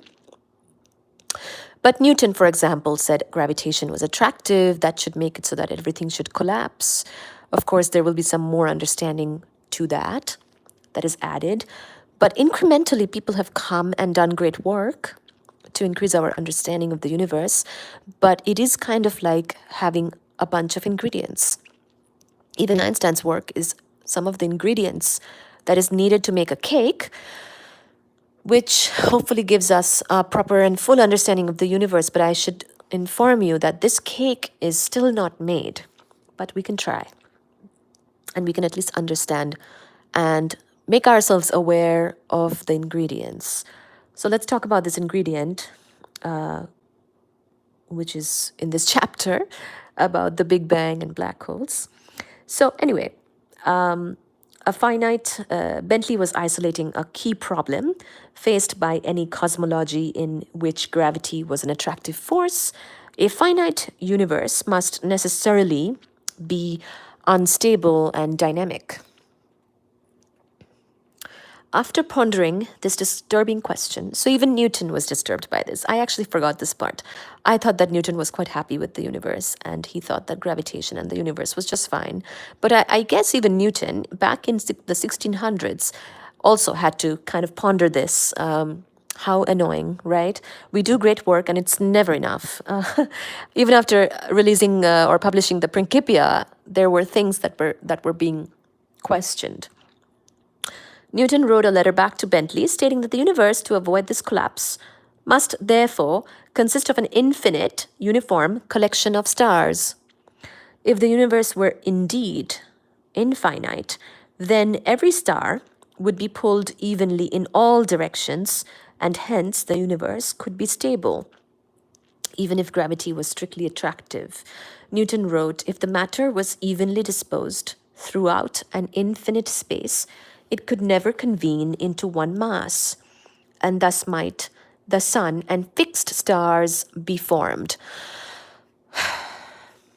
Wow. So even back in the 1600s, they had to sweat this. Can you imagine that? So the problem is, we are such a small part of the universe after all. We understand gravitation in a classical mechanical kind of way. We understand gravitation in the even general theory of relativity kind of way. But that's still an ingredient. Keep in mind, you'll see how the cake is still not made. But if one made that assumption, then there arose another, deeper problem known as Olber's paradox. It asks quite simply why the night sky is black. If the universe is indeed infinite, static, and uniform, then everywhere we look, our eyes should see a star in the heavens. Thus, there should be an infinite amount of starlight hitting our eyes from all directions, and the night sky would be white, not black. So, if the universe was uniform and finite, it would collapse. But if it were infinite, the sky should be on fire. Over 200 years later, Einstein faced the same problems, but in disguised form. In 1915, the universe was a comfortable place, thought to consist of a static, solitary galaxy, the Milky Way. Oh, dear God. I guess astronomy at that point, was not good enough to know that there are other galaxies. I forgot. Whoops. We have made so many strides in astronomy and especially in measurement in astronomy since that time. It's almost, the universe is different now, if you will. This bright swath of light, so the Milky Way, we're talking about the Milky Way now. This bright swath of light cutting across the night sky consisted of billions of stars. But when Einstein began to solve his equations, he found something disturbing and unexpected. He assumed that the universe was filled with a uniform gas, which approximated the stars and dust clouds. Much to his consternation, he found that his universe was dynamic, that it preferred to expand or contract and was never stable. In fact, he soon found himself in the quicksand of cosmological questions that have puzzled philosophers and physicists like Newton for ages. Finite universes are never stable under gravity. Einstein, forced to confront a contracting or expanding dynamic universe like Newton, was still not ready to throw out the prevailing picture of a timeless, static universe. A timeless, static universe. Wouldn't that be so nice? I see. You know what I mean? Like, if you didn't know any better, wouldn't you think of the universe as timeless and static, like nothing much is changing? That would be so comforting, Why would you want it to be more complicated than that? So if you could make the timeless static universe kind of work out in your equations and make whatever you have to do, make that happen in the equations. I could see how people would want to do that, because timeless, as in, sure, what is here is what is here and what is here. Einstein, the revolutionary, was still not revolutionary enough to accept that the universe was expanding or had a beginning. His solution was a rather feeble one. That's the thing, too, is that this is where experimental evidence is so important. I was telling you how theoretical predictions and theorists are all good and brilliant and amazing, but unfortunately, physics, well, fortunately or unfortunately, physics, cosmology, astronomy, astrophysics, these are experimental sciences. The experimental evidence can sometimes go against what you might wish for and might show you a more complicated picture that you know not how to handle. But it is the truth, it has been measured, and then you have a problem. So, anyway, his solution was a rather feeble one. In 1917, he introduced what might be called a fudge factor into his equations, the cosmological constant. This factor posited a repulsive anti-gravity that balanced the attractive force of gravity. The universe was made static by fiat. So basically, in your equations, you can kind of introduce a constant if you need to make it all work out. He knew that gravity was attractive, so you need something need something repulsive, something against gravity to make it all kind of balanced and nice and good and work out. And so he introduced something called the cosmological constant. This is something, by the way, we still work with. There is still something called the cosmological constant. It has evolved over time, our understanding of it anyway. But what it actually means, physically speaking, is related to dark energy. And why we call it dark energy is because we don't understand it. So that's why I said that the top 3 questions in the world, the universe, even right now, are the following: dark energy, dark matter, and the origin of the elements, at least of those elements that we don't know about with as much confidence as we do the elements, for example, up to iron, and heavier than barium. The elements in between iron and barium, we actually know less about, such as molybdenum, we know less about. So that's just an example. But basically, the top 3 questions of the universe, the astronomy, astrophysics, whatever you want to call it, cosmology, are still those 3 questions: dark energy, dark matter, and the origin of the elements. And we're describing sort of a part of 20th century physics right now that will tell you about this, hopefully. The fact that this is quite complicated, it gave Einstein a sweat to make his equations balanced out. Hi, BJ. Hi, guest not found. Missed you. Hi. Thank you for being here. Basically, it's no joke, this question, when somebody just, I don't know, casually asked Newton, hey, your forces of gravity is attractive. How come the universe is not collapsing on itself? That wasn't casual. That is actually quite offensive. Asking that question means that you've put me in a lot of trouble right now. And Einstein had to deal with the same question, and he dealt with it with the cosmological constant. Because sometimes you write down equations and you know what you know and you understand what you understand, and sometimes you don't understand a part and you have to put in a constant. And that's allowed because you're only human. So he introduced something called the cosmological constant to account for this anti-gravity, if you will, this other force that keeps the universe stable. Now remember, he's just trying to make the universe stable, finite, static, timeless, stable-like, things that are not collapsing on itself. So he introduced cosmological constant for that purpose. Now, cosmological constant is still something that's around, but the news around it has changed significantly since that time.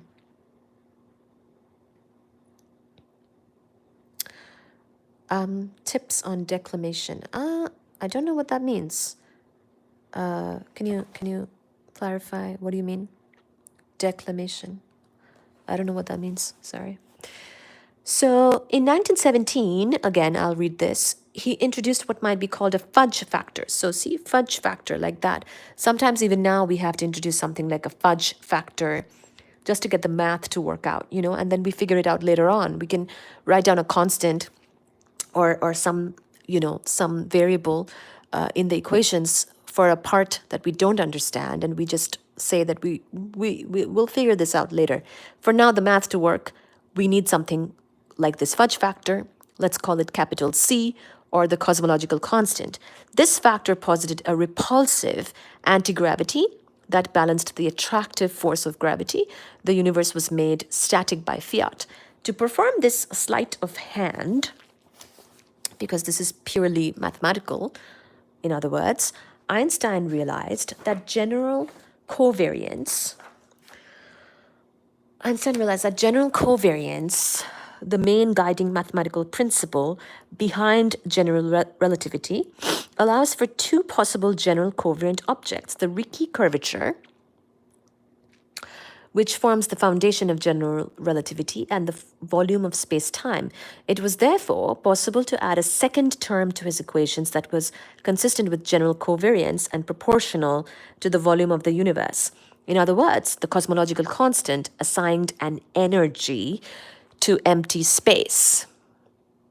See where we're getting at?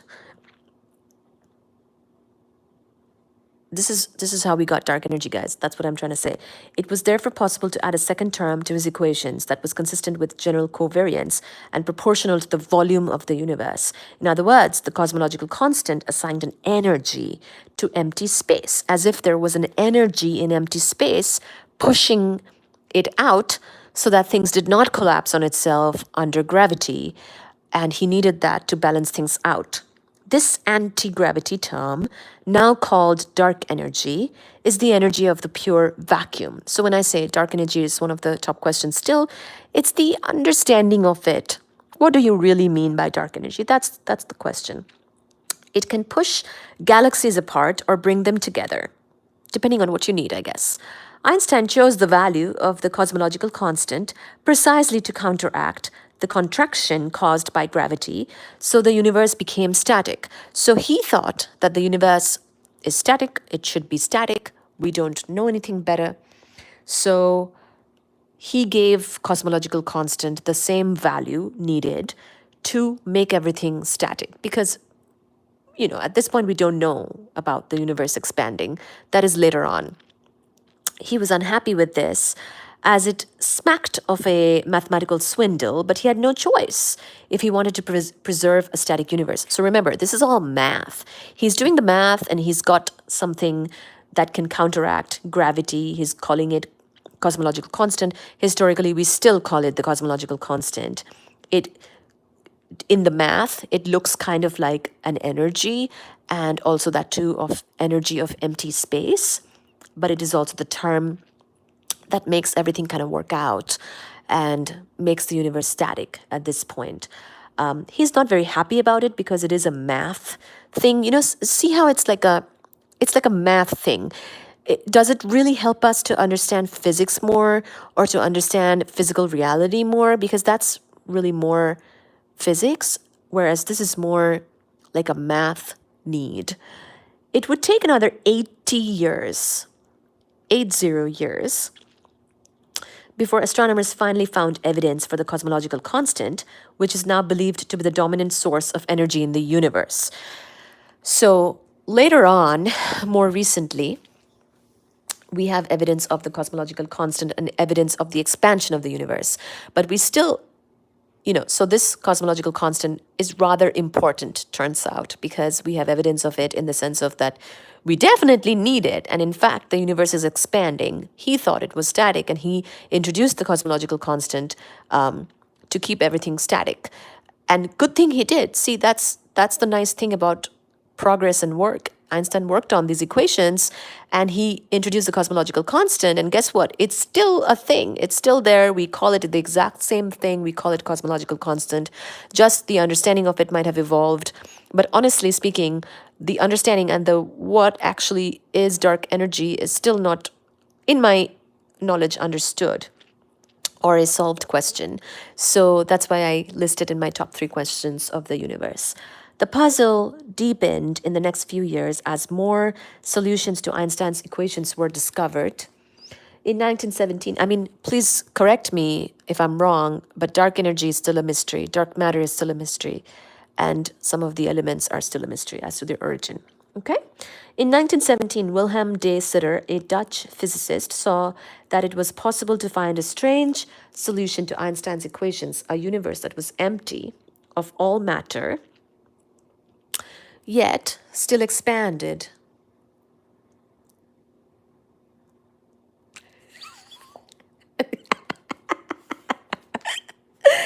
Baji has been sleeping since 13.8 billion years ago. Cute backhead, haha. Yeah, Baji. He has not expanded much.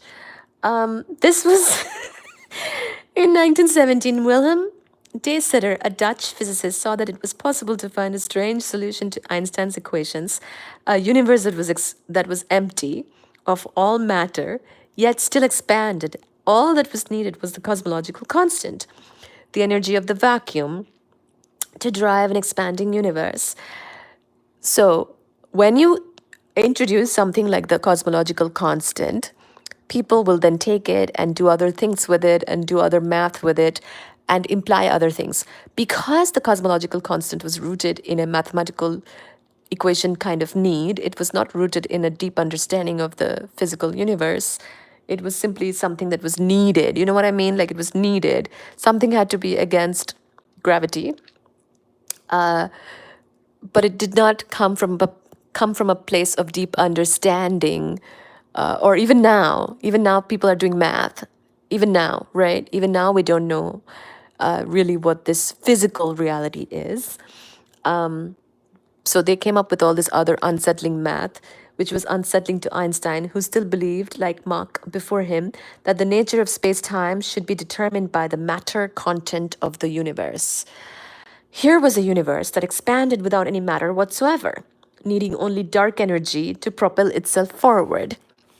So, as a result, I'm trying to share that as a result of his cosmological constant mathematical need, there was this whole entire topic coming out of this called dark energy, which is still to date a topic that people research. And at least as far as I know, there, even though there have been lots of strides forward in the measurement and evidence in astronomy, and we've learned more and we've seen more, but as far as the physical reality, what it means, physical understanding of dark energy is still a mystery to us. Thank you for being here. Thank you for being here. So this was very unsettling to Einstein. Here was a universe that expanded without any matter whatsoever, needing only dark energy to propel itself forward, while we don't really know exactly what dark energy is or even means. The final radical steps were taken by Alexander Friedman in 1922 and by a Belgian priest, Georges Lemaitre, in 1927, who showed that an expanding universe emerges naturally from Einstein's equations. So other people did math and said that actually the universe doesn't have to be static. In fact, what you would get is an expanding universe because, we made the cosmological constant to basically kind of balance out gravity. But what if I said, these people are saying, what if I said that actually it not only balances out gravity, it's actually outpacing gravity, and it makes the universe expand, not just stay static and work against gravity, but go the other way, which is to make it expand. Hi, Rakan. Alejandro, hi, how are you? So, this was the disturbing thing that Einstein had to face now. In 1927, Friedman obtained a solution. Friedman obtained a solution of Einstein's equations beginning with a homogeneous isotropic universe in which the radius expands or contracts. So basically, they took Einstein's equations and found that a solution of it could be to let the universe be homogeneous, isotropic, and then expand or contract, depending on how you did the math. If it's going to be a math problem, then we could let it contract or expand. Einstein was trying to keep the peace by just keeping it static and timeless, just to make sure that it didn't collapse on itself. But now people were saying, as a extension of his work, that you could even make it expand, dude. Like, go for it. Hi, Reese. Hello. Hi, guess not found. Yes, he was dreaming, and now he is alert because his little robot just started a cycle. There is AI in the bathroom, cleaning bathroom. Unfortunately, Friedman died in 1925 of typhoid fever in Leningrad before he could elaborate on his solution. In the Friedman-Lemaitre picture, there are three possible solutions depending on the density of the universe. So, depending on the density of the universe. Now there's even more things. You pronounced my name right. Oh, yes, of course, Alejandro. Not very difficult. If the density of the universe is larger than a certain critical value, then the expansion of the universe will eventually be reversed by gravity, and the universe will begin to contract. If the density was larger, that is. The critical density is roughly 10 hydrogen atoms per cubic yard. In this universe, the overall curvature is positive. By analogy, a sphere has positive curvature. So basically, these people now who have taken Einstein's equations and doing more tomfoolery with it, I'm just kidding. They were doing more math with it. Einstein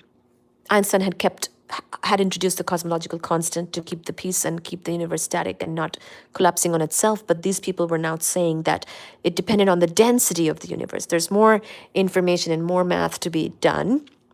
And if your density of the universe was big enough, then the universe could be contracting. If the density of the universe is smaller than a critical value, then there is not enough gravity to reverse the expansion of the universe, so it expands indefinitely. So, again, depending on the density, if now that we have the cosmological constant or dark energy, which can make the universe expand, because remember, we had to introduce that in order to oppose gravity. Now people are saying, okay, well, if the density is below a certain critical value, then that dark energy, which we, by the way, don't understand what it is, could be making it expand. Eventually, the universe approaches near absolute zero in temperature as it expands toward what is called the big freeze. So, these people are saying expansion of the universe. In this universe, the overall curvature is negative.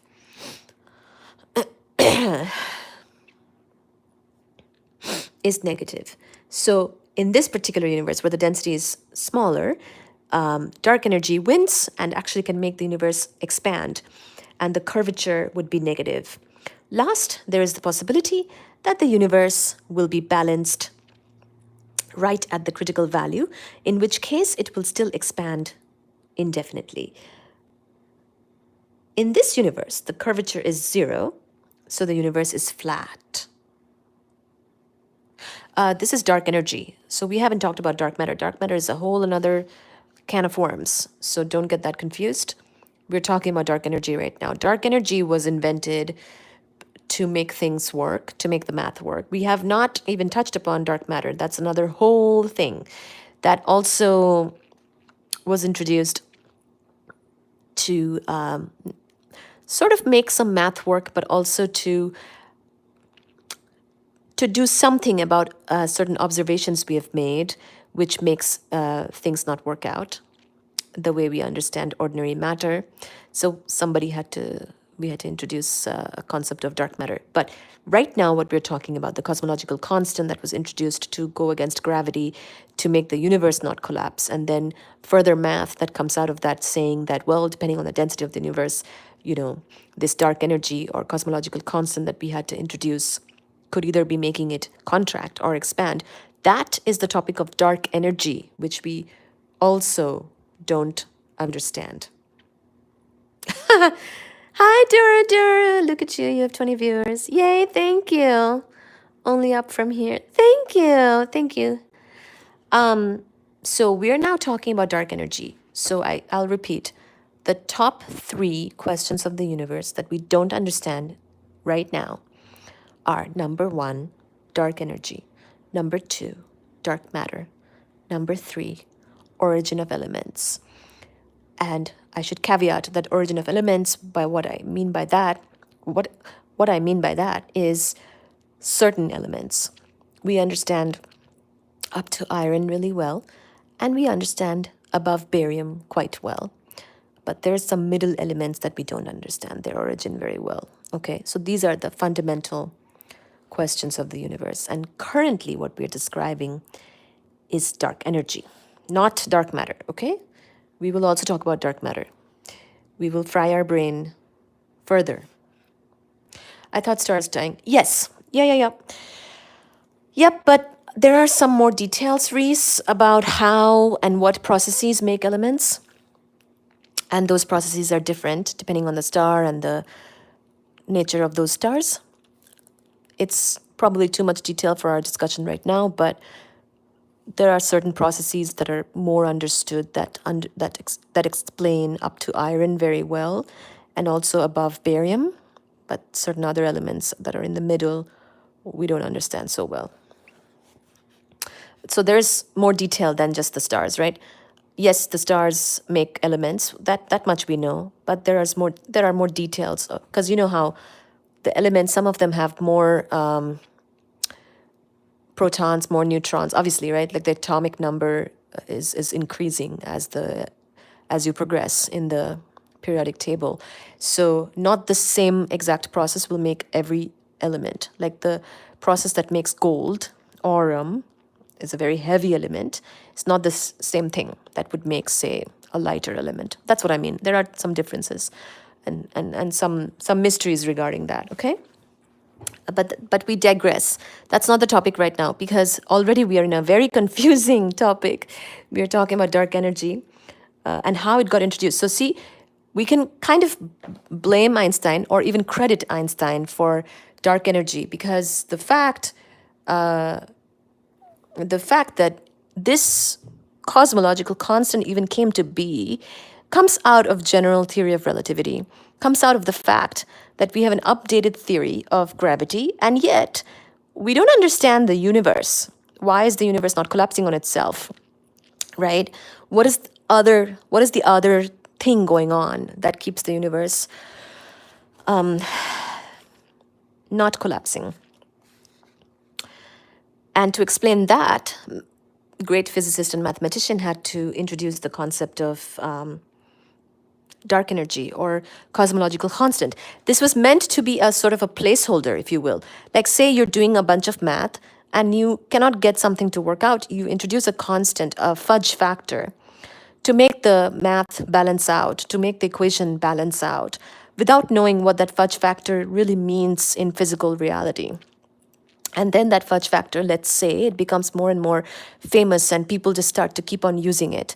Then they keep on using the name, say, cosmological constant. Or then they say, oh, actually, a physical meaning of this, even though they don't really understand it, is sort of like an energy of the empty space. And then they start to call it dark energy, because it's a dark energy as in like a word. Dark energy does not mean anything unless you attach more meaning to it, right? But because they didn't understand exactly what this meant, they call it dark energy, as in we don't know. You know what I mean? And so now we have this concept of dark energy, and we have more evidence and observations about the universe at this point now. And I mean right now in the current day, 2024. But that does not mean that we understand dark energy really even now. So it's still one of the top mysteries, okay? Dark matter is another whole thing. We will get there, not right now.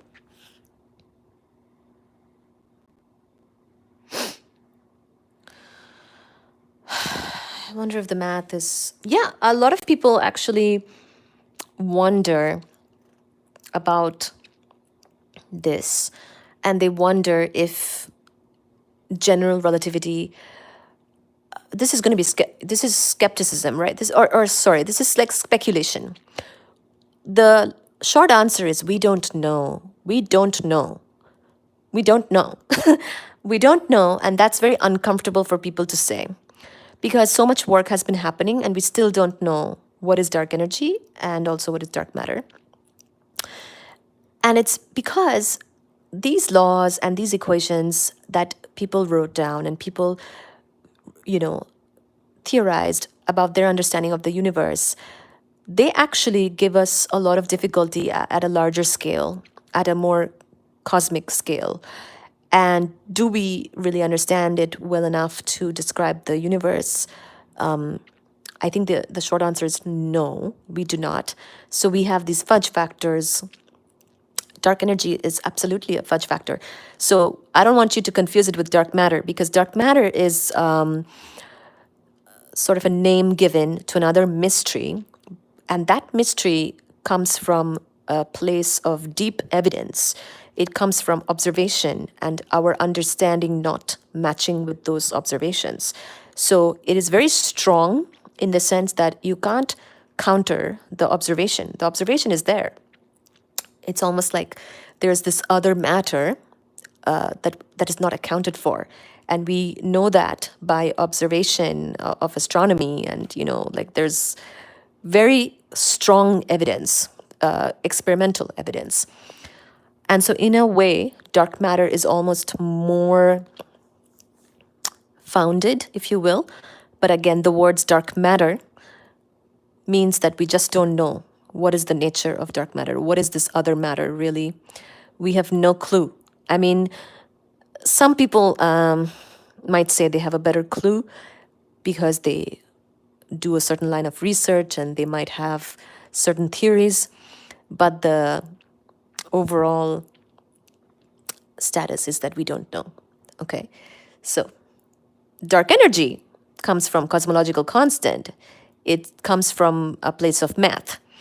But again, there's evidence. We know that the universe is expanding. And in fact, now we know at this point in 1920s and 1930s, we didn't know that the universe was necessarily expanding. Now we even know that it is not only expanding, its expansion is accelerating.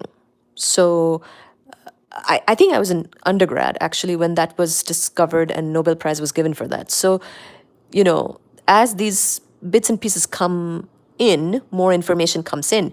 So I was telling you when we started the chapter, these are the ingredients. Keep in mind about these ingredients, about the universe, which will hopefully help us to make a cake. But the cake is not made yet. The ingredients have started to come in from the time of Einstein, right? Even Einstein dealt with some of the ingredients of understanding the universe. But lastly, the full picture would be like the cake, but that cake is still not made. This is not an easy question to answer, in other words, what Einstein was dealing with at this point, okay? So,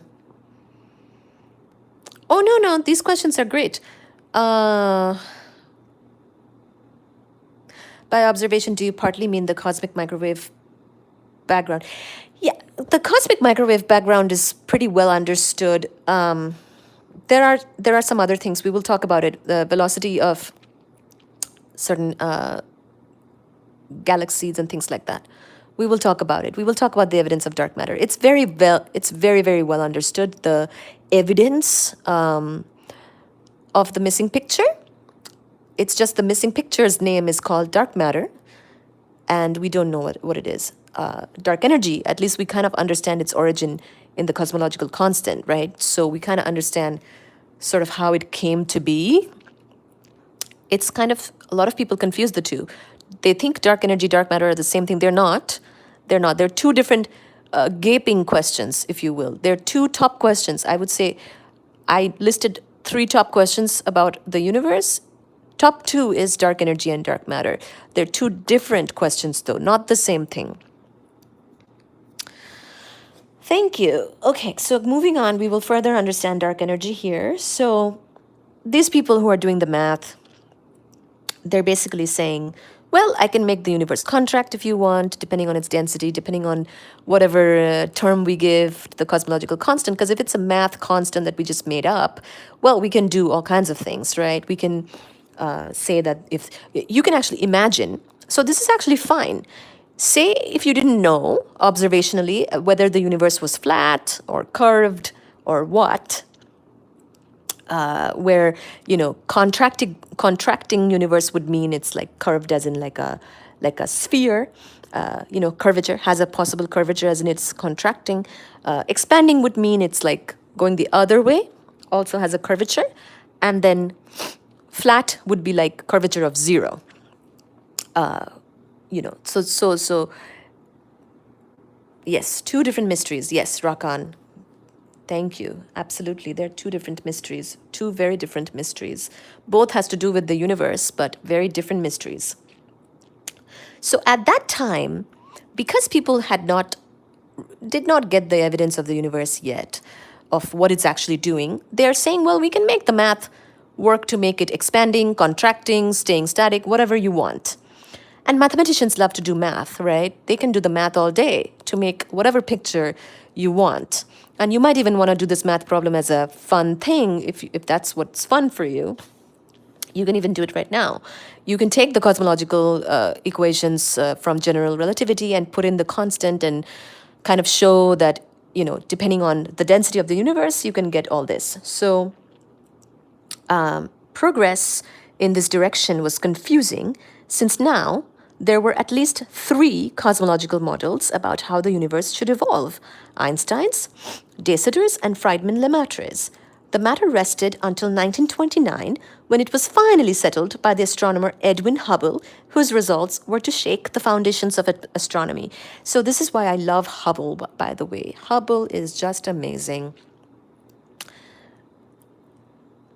Hubble is Hubble is just freaking amazing.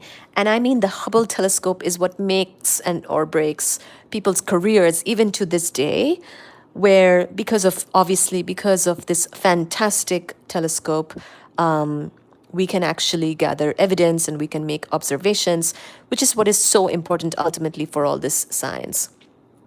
Okay, so anyway, what did Edwin Hubble do in 1929? He first demolished the one galaxy universe theory by demonstrating the presence of other galaxies far beyond the Milky Way. Yes, amazing! I actually forgot. Sorry, Baji. I got excited. I forgot that they didn't know that there were more galaxies. Poor people, poor Einstein and the rest. In 1929, they did not know, because they didn't have good enough telescopes at that time, that there were other galaxies. The universe, far from being a comfortable collection of 100 billion stars contained in a single galaxy, now contained billions of galaxies, each one containing billions of stars. In just 1 year, the universe suddenly exploded. So they realized that there's more galaxies. I got excited. I forgot. There was a time when they thought our galaxy was the only galaxy. Can you believe that? Oh shoot, this is less than 100 years ago. So just imagine our leaps and bounds in astronomical evidence gathering. We know about more galaxies. I mean, we know Milky Way is eating its neighbor galaxy. So we are kind of merging with our neighbor. And Milky Way is not even that special of a galaxy. There's many galaxies. When you look up at the night sky, actually, most of the things you see are galaxies. It's hard to say, of course. Sometimes what you look at is actually a binary. There's probably like two stars there. Sometimes what you look at is more than likely a galaxy. Okay, so anyway, if you go to a really dark place and see the Milky Way, because we're sort of on the edge of the Milky Way, what you would see is the disk of the Milky Way. That can be very nice to see as well, and to figure out that that is what you're looking at. So most of the time when we see a star or something bright in the sky, we're not even looking at our own galaxy. We're looking at another galaxy. And, or a system of stars, or a binary or something.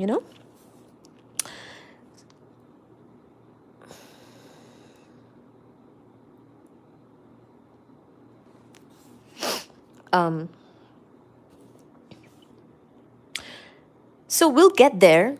Let's keep on going. At this point, we just know that Einstein was trying to make sure that the universe didn't collapse. So hold on to that thought. We're collecting ingredients for the cake at this point, Reese. And all of it is very complicated. So we will keep on doing it one thing at a time.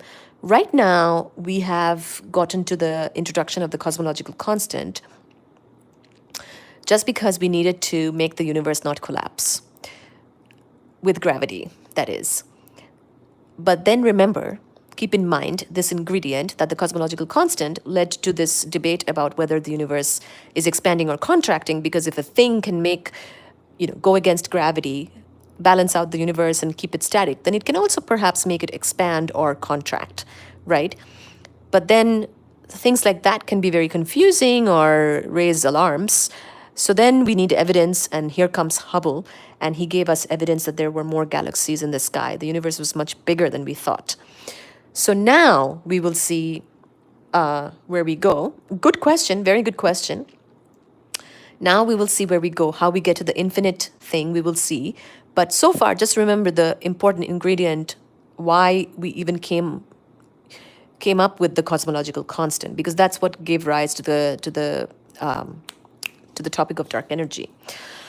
Okay, so he found that there were potentially billions of other galaxies, and that the closest one was Andromeda, about 2 million light years from Earth. So very close to us is Andromeda. 2 million light years. So takes light 2 million years to reach us from Andromeda. The word galaxy,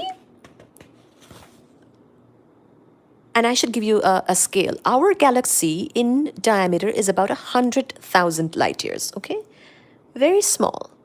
Our galaxy is not the biggest galaxy. So takes only 100,000 years for light. And please check this. This is from many years ago.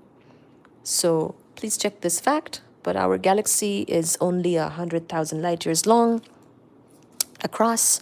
Takes light 100,000 years to go from one end of our galaxy to the other, that is of the Milky Way. So that gives you some scale for what a light year is. The word galaxy, in fact, comes from the Greek word milk. Baffling huge scale. 100,000 light years is not that big. Universe, or the other galaxies are a lot farther away. But yeah, light, even with its very high speed, takes a long time to go from one end of our galaxy to the other. And because of these types of things, and because of our instruments obviously had limitations even under 100 years ago, and have come leaps and bounds far ahead of where we were. Now we knew, I guess in 1930 or so, that there were other galaxies. We were not the only galaxy. There were lots of other galaxies. And this is where I get ahead of myself, but this is where we actually get so complicated. Like our laws that we were writing down, we basically need more update now, basically. Newton gave us law of gravitation. Einstein updated it with gravitation described by general theory of relativity.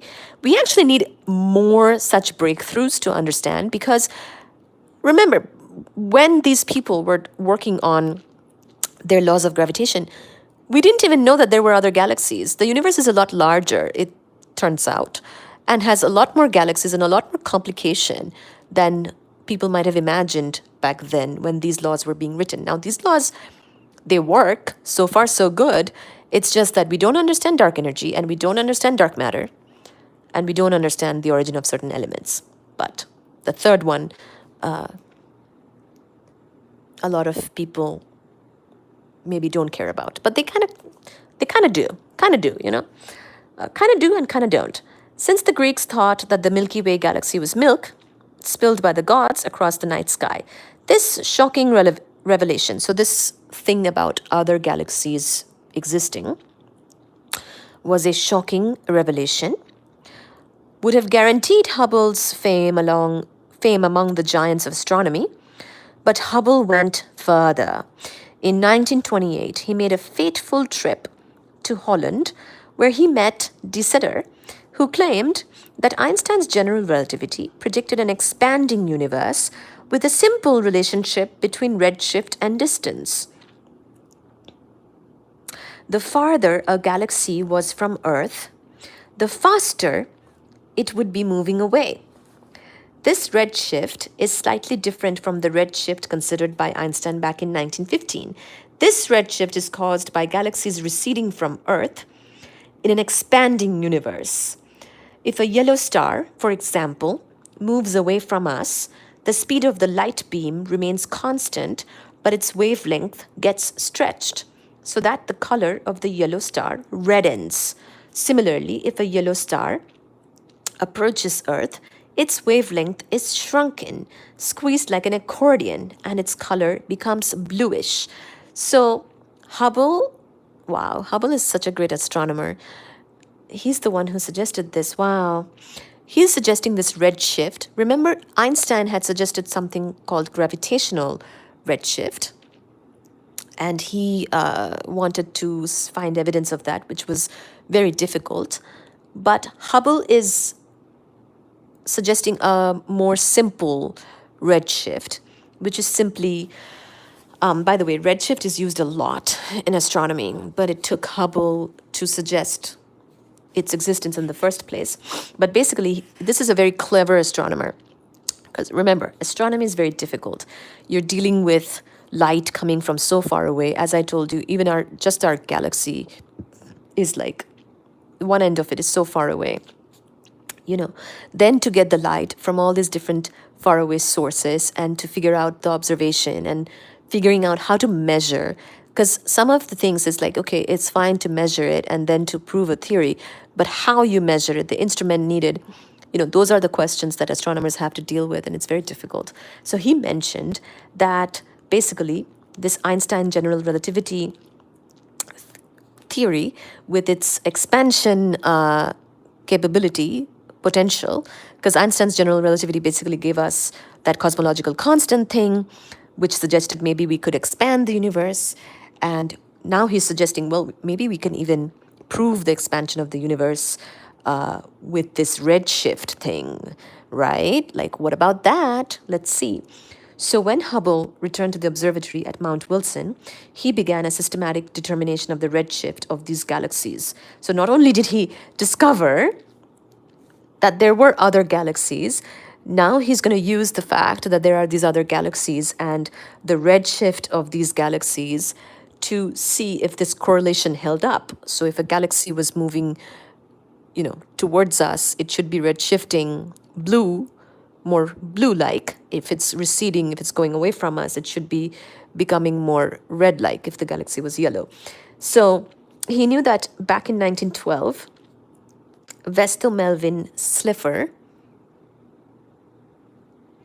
had shown that some distant nebulae were receding from Earth. So basically, they had already seen some nebula that was receding. The nice thing is, like, say if you know about some observation, you can use it, right? It's like you don't have to know about the whole universe in order to solve a certain puzzle, which is so nice. Incremental progress is a thing. Otherwise, we would be nowhere. So anyway, he knew about the nebulae in 1912 that had, basically been receding, creating a redshift. Hubble now systematically calculated the redshift coming from the distant galaxies and discovered that these galaxies were receding from Earth. In other words, the universe was expanding at a fantastic rate. He then discovered that his data could fit the conjecture made by de Sitter. This is now called Hubble's law. The faster a galaxy is receding from Earth, the farther it is. So Hubble's law came to be from all this stuff. Yes. Oh, yeah. Exactly. Doppler effect, but with light waves. Exactly. So it's very clever astronomy because astronomers only have all these like starlight and galaxy light and faraway light to deal with. So he basically used the fact that, he knows about the galaxies now, and if he can show something about the galaxy's redshift and measure that, because you can measure that, you can actually measure redshift is something you can measure, then he can say something about the physical reality of what that meant. And he came up with this law, which is a faster a galaxy is receding from Earth, the farther it is. Yeah. Plotted on a curve, graphing distance versus velocity, Hubble found a near straight line. Wow! As predicted by general relativity, whose slope is now called Hubble's constant. So, distance versus velocity. So, the distance of the galaxy versus its velocity given to us by measuring the redshift. Hubble, in turn, was curious to know how his results would fit into Einstein's. Unfortunately, Einstein's model had matter, but no motion, and De Sitter's universe had motion, but no matter. Because remember, De Sitter had said that, well, if there is dark energy, which only came about from the cosmological constant ingredient, remember, of the cake that we haven't baked yet, then I can even make the universe have no matter. Remember, that's what De Sitter had said. Now, Hubble, an experimental observation person, an astronomer, an amazing astronomer, has come up with Hubble's constant, and he wants to know how everything fits together, but he's working with Einstein's model, who has matter but no motion, but and also De Sitter's universe, which has motion but no matter. So it's yeah, his results did seem to agree with the work of Friedman and Lemaitre, which possessed both matter and motion. In 1930, Einstein made the pilgrimage to the Mount Wilson Observatory, where he met Hubble for the first time. When the astronomers there proudly boasted that their mammoth 100-inch telescope, the biggest in the world at that time, could determine the structure of the universe, Elsa was not impressed. She said, "My husband does that on the back of an old envelope." So, astronomy is very difficult. It's very, very difficult to observe starlight and light of the universe and then make precise enough measurements that can tell you things and either go against your theory or confirm your theory. It's very, very difficult astronomy instrumentation. But she is saying that, well, my husband can understand the universe on the back of an old envelope. This is Einstein's Cosmos by Michio Kaku. So, anyways, as Hubble explained the painstaking results he found from analyzing scores of galaxies, each one receding from the Milky Way. Wow. So Hubble went ahead and started to analyze lots of galaxies, not just one. And each of them he picked was receding from the Milky Way. Einstein admitted that the cosmological constant was the greatest blunder of his life.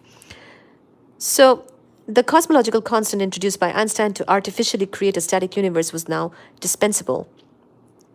The universe did expand, as he found a decade earlier. So it's fine, though. So Einstein was embarrassed of his cosmological constant that he introduced to make the equation balance and for something to kind of go against gravity.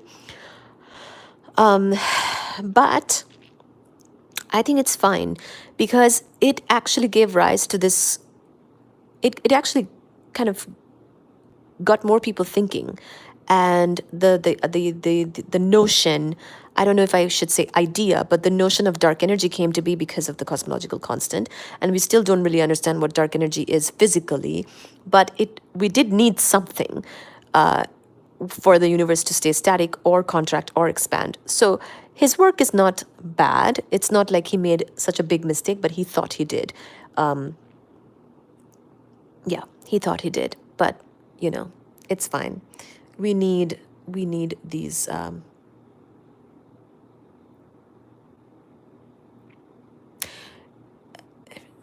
Yes, these galaxies were moving away from us. Exactly. Yep. Furthermore, Einstein's equations gave perhaps the simplest derivation of Hubble's law. Assume the universe is a balloon that is expanding, with the galaxies represented as tiny dots painted on the balloon. To an ant sitting on any one of these dots, it appears as if every other dot is moving away from it. Likewise, the farther a dot is away from the ant, the faster it is moving away, as in Hubble's law. Thus, Einstein's equations gave new insights into such ancient questions like, is there an end to the universe? If the universe ends with a wall, then we can ask the question, what lies behind or beyond the wall? Columbus might have answered that question by considering the shape of the Earth. In 3 dimensions, the Earth is finite, being just a ball floating in space. But in 2 dimensions, it appears infinite if one goes around and round its circumference. So anyone walking on the surface of the Earth will never find the end. Thus, the Earth is both finite and infinite at the same time, depending on the number of dimensions one measures. So that's another ingredient. Keep it in mind. Likewise, one might state that the universe is infinite in 3 dimensions. So in 3 dimensions, it seems to be infinite.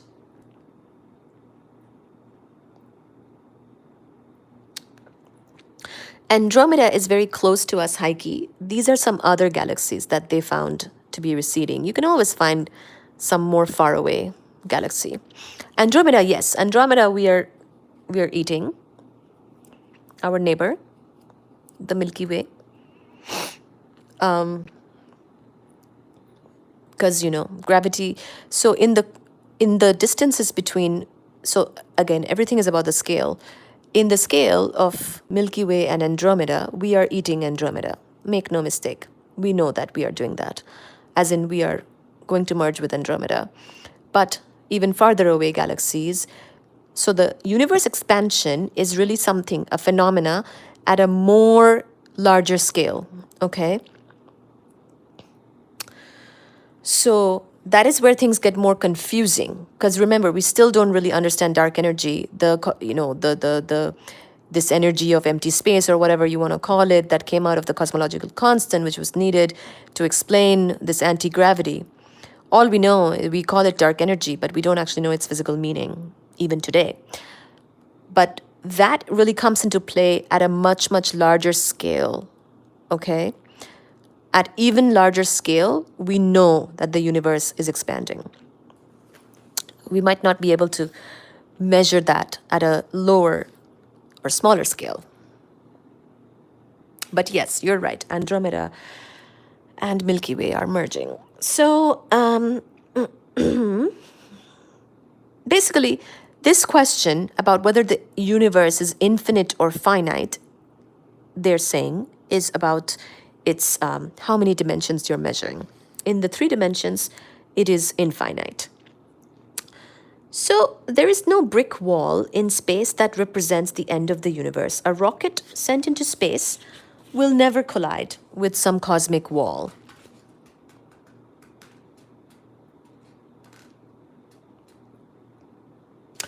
That's right. Dark energy is what is pulling or pushing the universe in its expansion, or is that way off? No, that is correct. That is exactly right. That is what because we could not explain. Yeah, you got it. Dark energy is the thing that is making the universe expand, and it came to be, we call it dark energy. We gave it this name because we didn't understand exactly what it was. We just knew that there had to be something. There had to be some energy, if you will, that was making the universe expand. So, yes, that's correct. And a lot of people just call it cosmological constant. So if you hear somebody say that, that's what they mean. Some people don't like the fact that it's called dark energy because it makes it kind of sci-fi sounding, like a science fiction or I don't know, some myth type of sounding thing. Whereas its origin lies in the discussion we just had, which was the cosmological constant that they needed to make the equations work for the universe. So some people, cosmologists, like to call it the cosmological constant, okay? We will read more about cosmology and you will see it come up. And you can even give the cosmological constant, you can play around with different values, make it positive, negative, whatever, to make a different description of the universe. So people like cosmologists, they consider different scenarios. Like you can imagine a universe which is, different just by choosing a different cosmological constant. And you can do all this type of math, and that could help, or I don't know, do something with your understanding as a cosmologist. I actually tried to, I was going to do cosmology as my PhD. I ended up doing particle astro.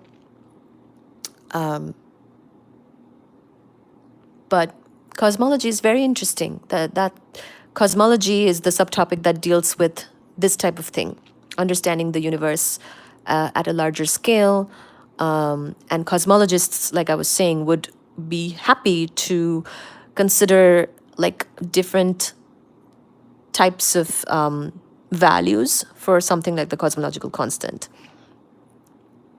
It's a real thing, but we don't know what it is. I understand. Yes, it's a real thing which comes out of the fact that, first of all, the universe was at least static, as in we were not collapsing under gravity. But then it was shown that actually the universe was expanding, and these like other galaxies that Hubble found or showed the evidence of with his very nice telescope. And since then, we have even better telescopes, of course, that showed that very far away galaxies were receding, showing that the universe is expanding. Well, how does it expand? If the only force of nature of importance that we know of is gravitation and gravity, then how is the universe expanding? So that's why people had to come up with something. So, there is the possibility that the universe might be finite in 4 dimensions. If it were a 4-dimensional ball or hypersphere, you might conceivably travel completely around the universe and come back to where you started. In this universe, the farthest object you can see with a telescope is the back of your head. So if the universe was finite in some particular number of dimensions. So basically, we're still kind of figuring it out, whether the universe is finite or not, and whatnot. With this more added evidence, people were questioning about the, finiteness of the universe. If the universe is expanding, because, after finding that the universe is in fact expanding, the next question is, well, if it keeps on expanding, does it mean that it's infinite? But then the question is, well, infinite in what dimension? So this is another topic that is addressed by string theory, because the term finite or infinite has to do with however many dimensions that you might be considering, such as we just talked about the Earth might be kind of infinite in 2D, but it's finite in 3D. The universe, maybe it's finite in a certain number of dimensions, but it's infinite in the 3 dimensions. Because because in the 3 dimensions, it's expanding. And we know that. So from that kind of follows the thought that if it's expanding, and we know that, and the cosmological constant and all this equations of cosmology gave us that the universe is expanding. And there is this cosmological constant thing we had to introduce, which led to the notion of dark energy without telling us what it actually is. Then the universe seems to be expanding and infinite. But infinite in what? Infinite in 3 dimensions. So further TBD, basically, for that too. It's an ingredient. Keep it in mind. If the universe is expanding at a certain rate, then one can reverse the expansion and calculate the rough time at which the expansion first originated. So you'll notice this is all of this stuff. All of this stuff, by the way, like this math, the cosmological constant, the fudge factor, that Einstein was kind of embarrassed of, well, it's giving us, by the way, infinite universe, expanding universe, and the Big Bang, right? Like all those types of topics, all those types of explanations, or I don't know, theories come from this. So, by the way, this is the birth of like cosmology. Like cosmology is a whole field. There are experiments in cosmology right now called the dark energy survey, or the dark energy wait dark energy, what is DESI? Dark energy something, oh, dark energy spectrometry instrument. So there are entire freaking collaborations and experiments and work that is underway right now. The older one is called Dark Energy Survey, or DES, DES. So you can look this up if you want. Dark Energy Survey, what is it about? It's a cosmological experiment trying to observe things. Then there's something called DESI, which is more new. It's within the last decade that started. I actually worked on it for a little while. I worked on DESI in the year what year was it? 2014. I contributed some stuff to DESI. So dark energy spectrometric instrument, I believe is what the full form is. Yeah, exactly. Because they can just say, if you know that something is expanding, then you can make it just exactly rewind the clock to figure out the age of the universe and to figure out the concept of Big Bang. So that's where all of this is coming from. And that's how it all went. And all this stuff that we're talking about is constituting the field of cosmology. And there are big experiments now. Nothing like this ever used to happen at that time, back in the 1930s, like, even less than 100 years ago. Nobody really did cosmological experiments or surveys. But now that we know that we don't know about how the universe is expanding and what this dark energy thing means really physically, what is it, right? What is the physics? What is the explanation of it really? Like, we know it's a thing that's happening, but we don't know what it is. That's why we have these experiments now. They're very big collaborative efforts. Like I was mentioning, I was part of that for a little while. That is not what I got my PhD in, because it didn't work out in that group, but that's what that is. Also, more people do cosmetology than cosmology. So the field really needs your help.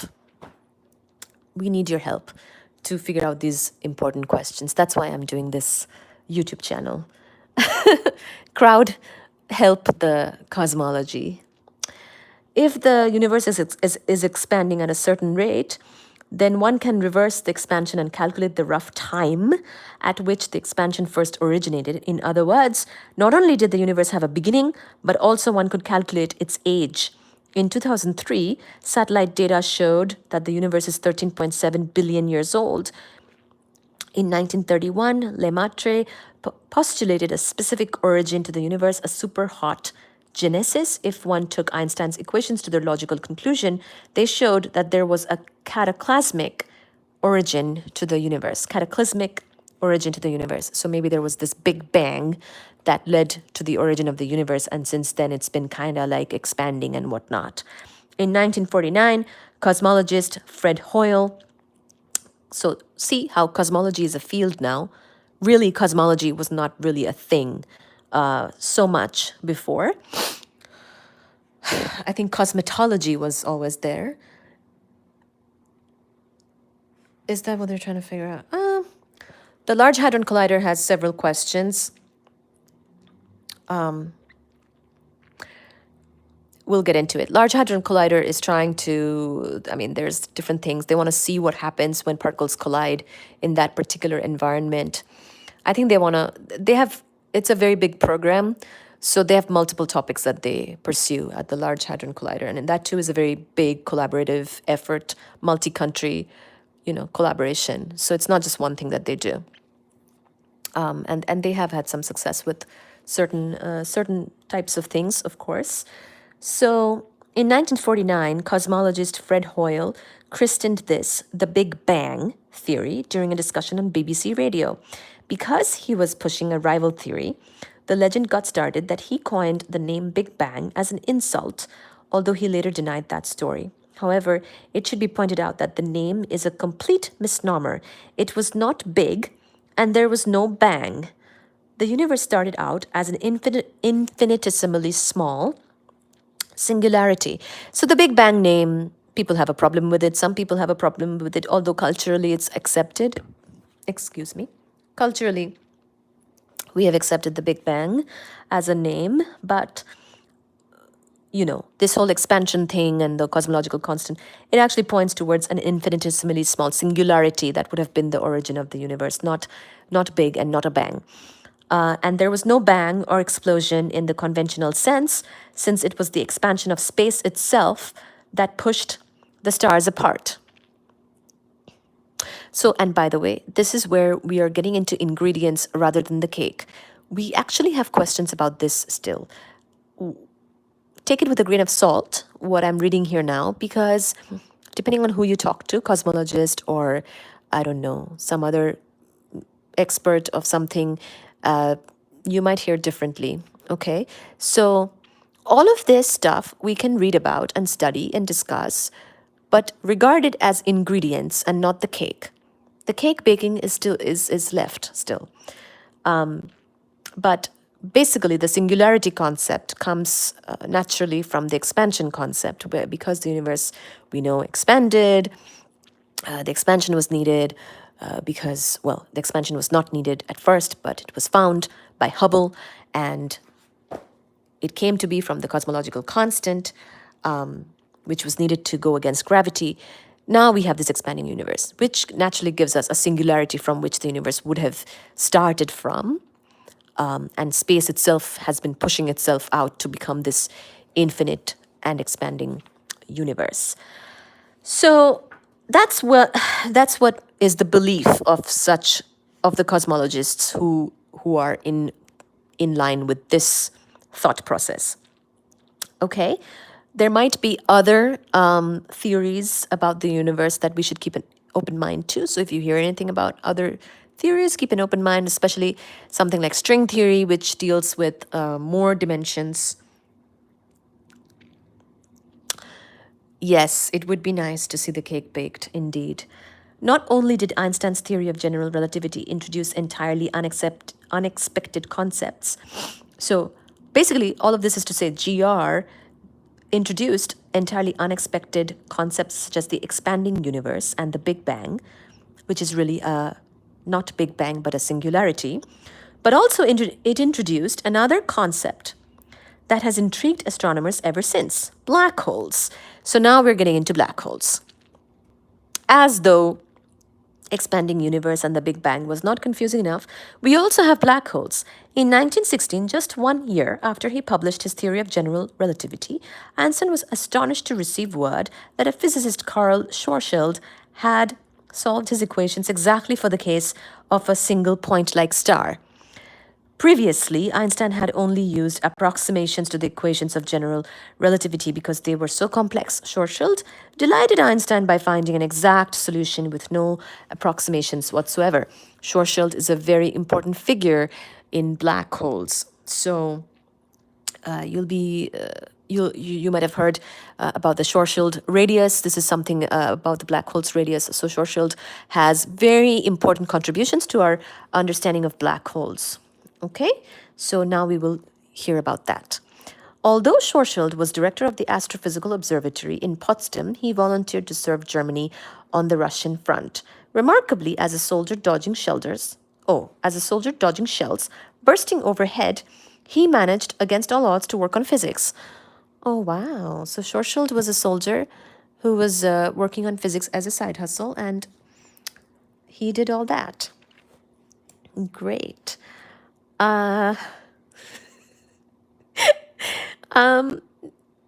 He also calculated the most elegant exact solution of Einstein's equations.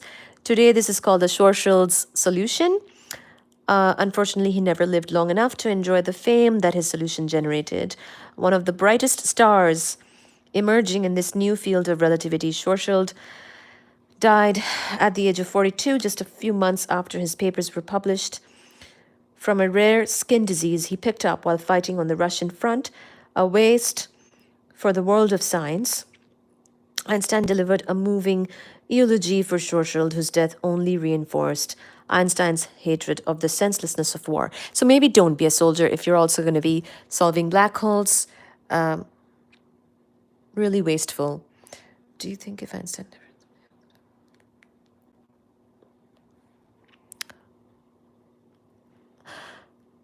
Maybe not exactly like Einstein, but yeah, I think we would have probably gotten there somehow. Might have been delayed. Without Einstein and without his work and his genius and his insight, it's more about how he understood what we understood. And he gave us insights on what we understood and updated our understanding that is so unique to him. I think it would have been difficult. I think we basically need that same sort of cake baking now that Einstein did 100 years ago. I feel as though we have the ingredients to understand, or maybe we're missing an ingredient, but I think we have a lot of the ingredients to bake the cake of understanding the universe as we stand today. But I think just like Einstein had to come and give his insights to really up level our understanding of the world, we kind of need that today. What I see happening a lot instead is there's a lot of academic push to publish more and more about, you know, the cosmological stuff or the dark matter experiments or dark matter theories. There's a lot of dark matter theories, for example. Mind you, we haven't yet talked about dark matter in this book or in this discussion. So we haven't come across the ingredient yet in the discussion here, but we know that it's a mystery. And what I feel is there's a lot of push to publish all these different things without really giving us insight into the physical reality of what it is. And that type of breakthrough is what's needed now. He's very important, yeah. He was really, really important to the understanding. Anyway, so now we have black holes, and we have Schwarzschild. Now, remember, I mean, there were a lot of other clever people. So remember, Einstein's special relativity came from understanding... Oh, whoops, their food is about to fall. Einstein's special relativity came from properly understanding Maxwell's equations. So really the proper credit for... Here, Baji. Here, you can share with Fuji.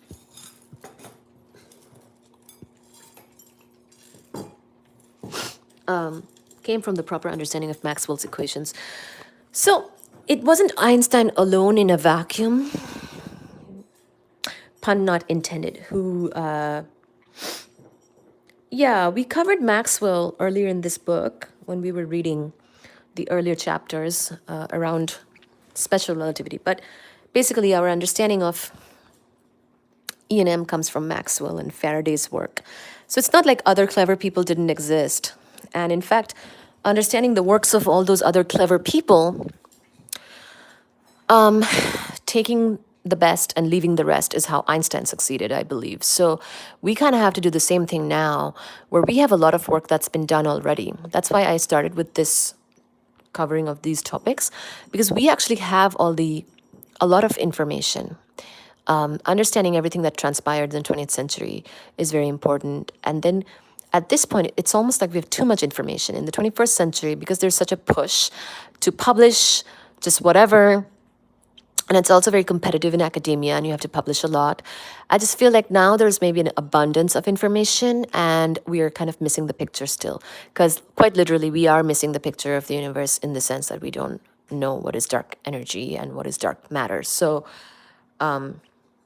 it's right. It seems like too many ingredients, but really there's probably just a fundamental number of ingredients which give us a fundamental picture. And I think that will solve these things, hopefully soon. So the next part of the chapter is about black holes. Not too many ingredients, I would say. It's too much information about maybe the wrong things or the same things without progressing science. You know what I mean? That's what it feels like sometimes with dark matter papers. Dark matter papers are very notorious for doing that. That they just come out, they keep publishing, they have to come out with these various like theories and this and that and whatnot. And there's so much of it that it's hard to go through. And most of it is doesn't go anywhere. It's just like fruitless, basically. Anyway, that's how it be.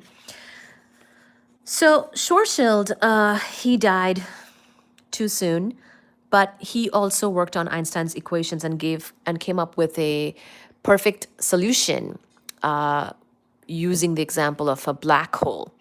So that was a very interesting mathematical solution. Einstein was very pleased with it, and it also helped us to further understand. So the Schwarzschild solution is something that we learn about, especially with GR as well as black holes. Black hole is a class on its own. Sometimes it's taught to a very large class as an undergraduate course. So if you have that available, you could take that. It can be very interesting just to take a class on just black holes because there's so much to learn with that. And it's actually surprisingly simple stuff. Like black holes are not that difficult, actually. So don't be afraid of taking a black hole class. I was a TA for one once. I never took a black hole class myself, but I had the opportunity to be a TA for one. So I got to learn from that. And it was a class taken by like hundreds of people, and they all enjoyed it very, very much. And lots to learn in a topic like that. So sometimes taking one of those special classes is interesting. So anyway, the Schwarzschild solution, which created quite a sensation in scientific circles, also had strange consequences. Schwarzschild found that extremely close to this point-like star, that's a black hole, gravity was so intense that even light itself could not escape. So the star became invisible. This was a sticky problem, not only for Einstein's theory of gravity, but also for the Newtonian theory. Back in 1783, John Michell, rector of Thornhill in England, posed the question whether a star could become so massive that even light could not escape. His calculations, using only Newtonian laws, could not be trusted because no one knew precisely what the speed of light was, but his conclusions were hard to dismiss. In principle, a star could become so massive that its light would orbit around it. 13 years later, in his famous book, Exposition du Système du Monde, mathematician Pierre-Simon Laplace, of course we know Laplace from Laplace's work, also asked whether these dark stars, so finally there is a dark something that we kind of understand. So black holes were sometimes called dark stars, like dark energy, dark matter, except dark energy and dark matter are, not good. Not good as in we don't get it. Dark stars we get. We know black holes much better. This will be good. We will discuss black holes next, which are called dark stars because they trap even light. But this is an example of something we understand. We understand physically what black holes are.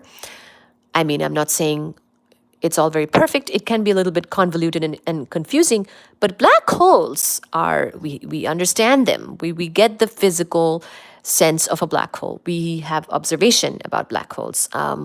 We've discovered lots of black holes since the first discovery of them. There's much progress in terms of observation as well as understanding theoretically about black holes, which would be in line with physics, like what physics really is, right? So black holes or dark stars we get. Dark matter and dark energy, on the other hand, we don't get. They're still just mysteries, okay? So I want you to understand the difference in what is physics and what we understand and what we don't understand. It's important to know what we don't understand so you know what to work on. No, it's trapping light.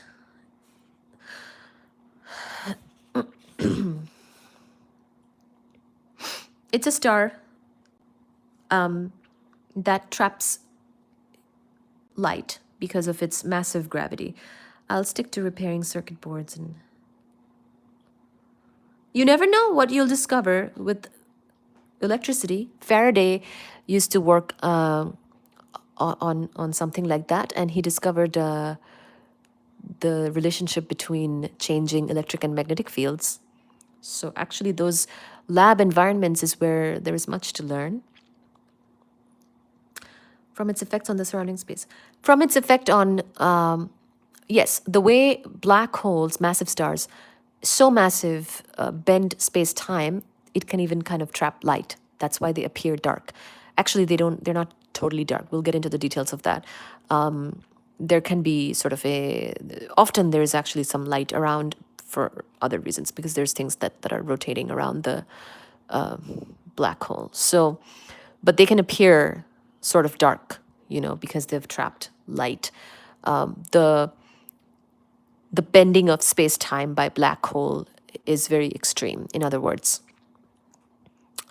and it's and that's consistent with Einstein's general relativity, and that was actually showed by Schwarzschild.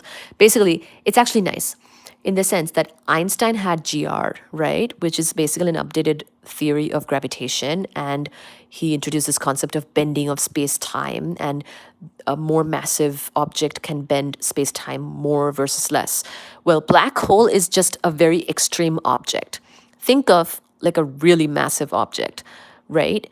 So it's kind of nice, like physics and the universe provides us these gifts of extremities sometimes. Because sometimes actually an extreme thing can help you understand a topic the best. It's almost like where it gets really weird is where you actually understand the topic. Black holes are these really weird, massive, so massive objects that have also reduced in size. They're very compact, so that they are sort of an extreme. Most, like the Earth is not a black hole, although the Earth has a Schwarzschild radius. We can talk about that. What would it take for the Earth to become a black hole? Everything has a Schwarzschild radius. I have a Schwarzschild radius. You have a Schwarzschild radius. We can do the math of what it would take to turn us into a black hole. But the thing is that there are actual black holes already in the universe, turns out, and they help us to understand such a thing as Einstein's general relativity by solving the equations for that thing, which is so extreme that it actually makes it kind of nice and simple, and shows the equation and demonstrates it. So it actually kind of helped. Black holes, even though people might think they're confusing, they actually, and dark, they actually shed a lot of light, pun intended, on the topic of general relativity as a sort of an further evidence, and also on our understanding of the universe. So that's why I say that black holes, that's physics, that's actual science. That's like us making progress in understanding science, because what we understand is scientific. But dark matter or dark energy is more like a placeholder. It's not science yet. Now, I'm not saying the evidence of needing dark matter, that is science. The evidence of needing dark matter is science. But dark matter itself is a placeholder. It's not science. Like insane amounts of matter. Yes. Black holes are very compact compared to their mass. Like the sun would have to shrink a lot, become very compact to become a black hole. The Earth would have to shrink a lot, become very compact to become a black hole. Black holes have typically they're very massive, but they're very compact. So it's a lot of mass in a very small radius comparatively. And it's not an idea. A black hole is not an idea. They have been observed. That's why I call it science. It's not just an idea or a thought or something we did to solve an equation. Like we solved an equation. We solved Einstein's equations for black holes, and that gave us a case for Einstein's equations being solved for a real thing. And then we observationally found black holes. This all makes it science. Whereas if you just have a placeholder, that's not really science yet. You know what I mean? So this was a sticky. Okay, let's see. The Schwarzschild solution, which created quite a sensation in scientific. Oh, you know what? My phone's about to die. Great. Um, Thank you for being here, everybody. This is such a fun discussion. Let me charge my phone. Yeah, it's more of a mathematical theory placeholder and whatnot, rather than a physical science. I think we'll continue black holes tomorrow. What do you think?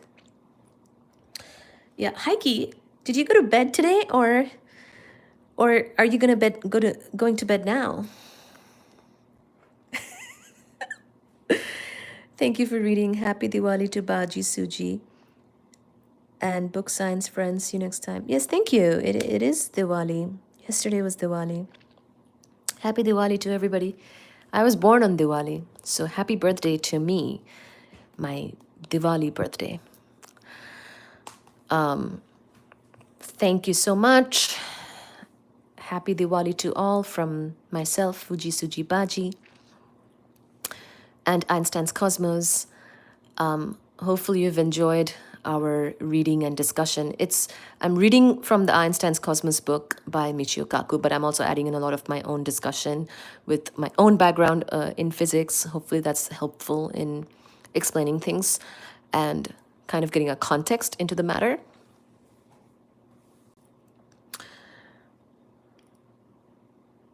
Yes, of course. Are you personally hoping to contribute? Yes, of course. Absolutely. I would love to. I'm hoping as I continue to study this, because this is not exactly what I did my work in so far.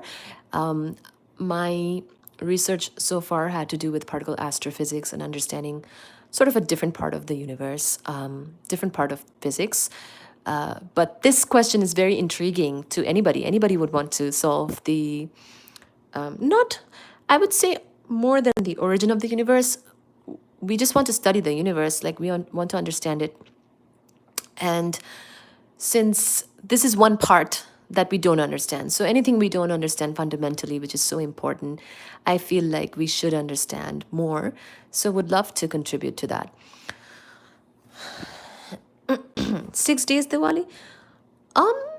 Is Diwali 6 days? I think Diwali is just one day. I think you're talking about Navratri, the other puja that happens like before Diwali. Navratri is already done.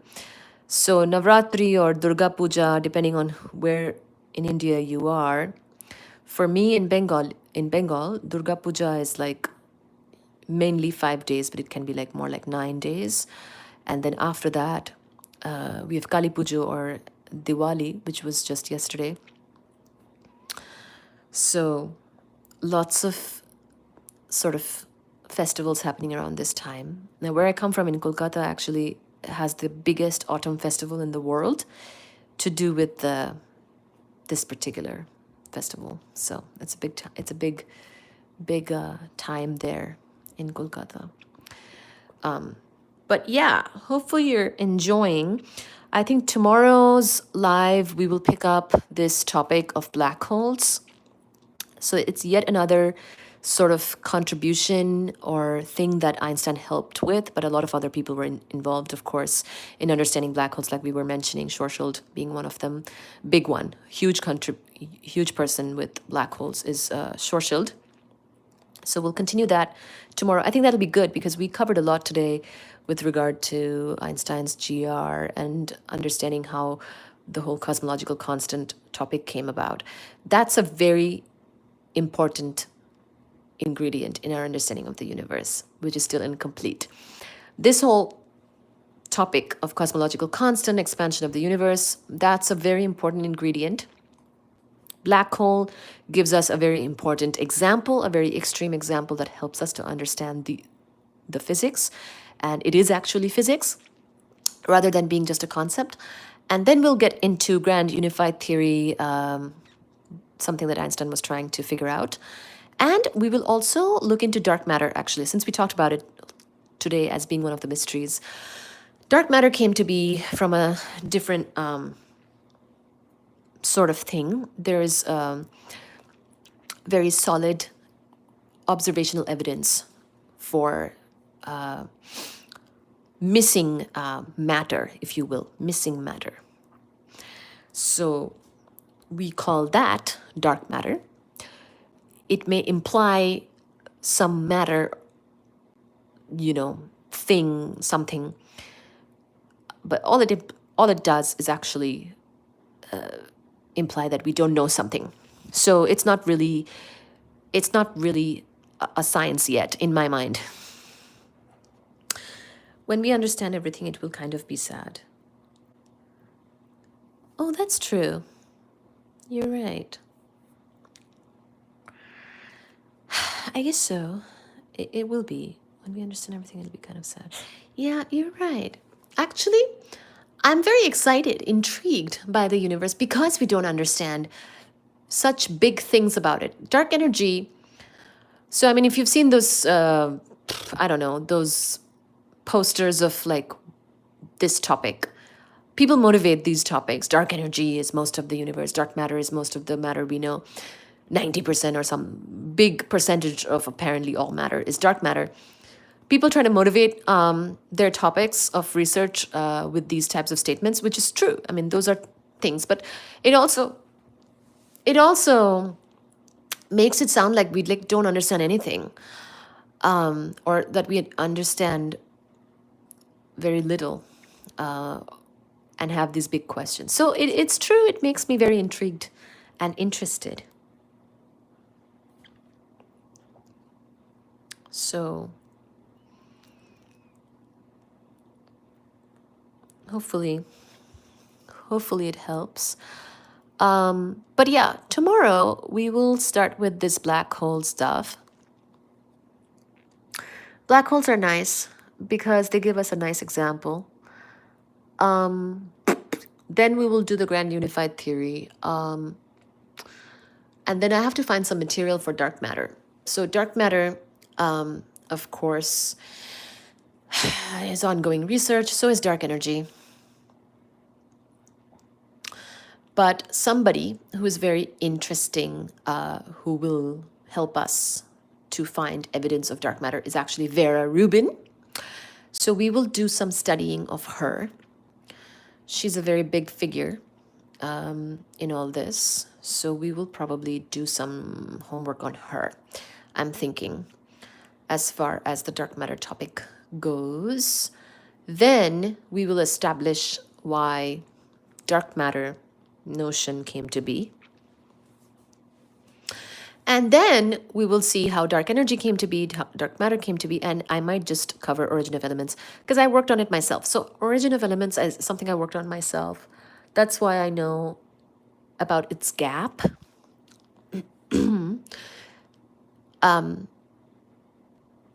So that could be interesting to talk about.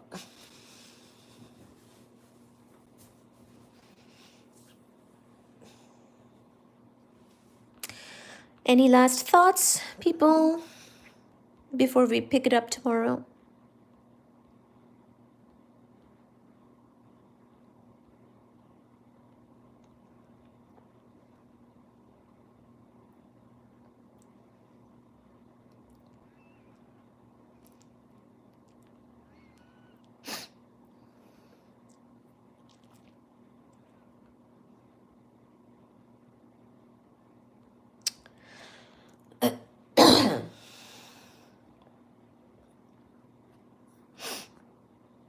Good audience today.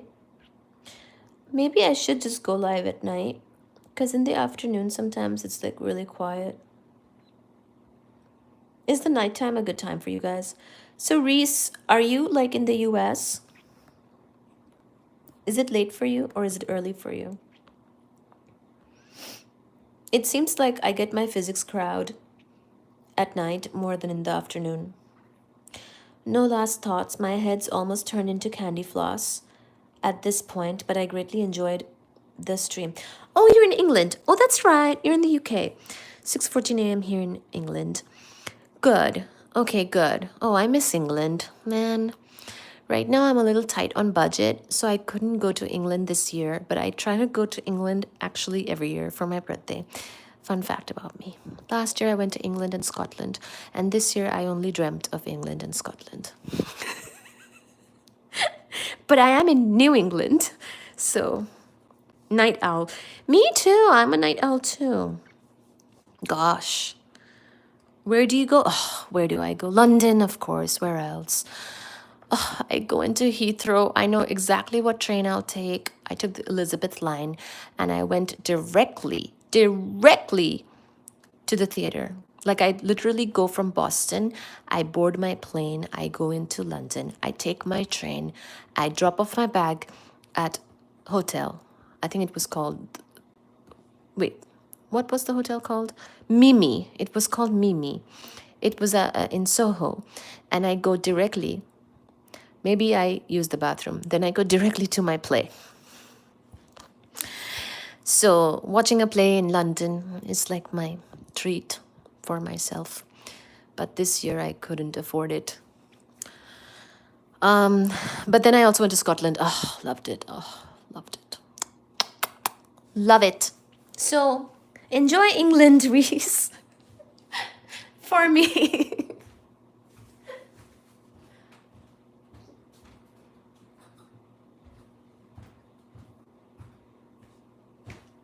Oh.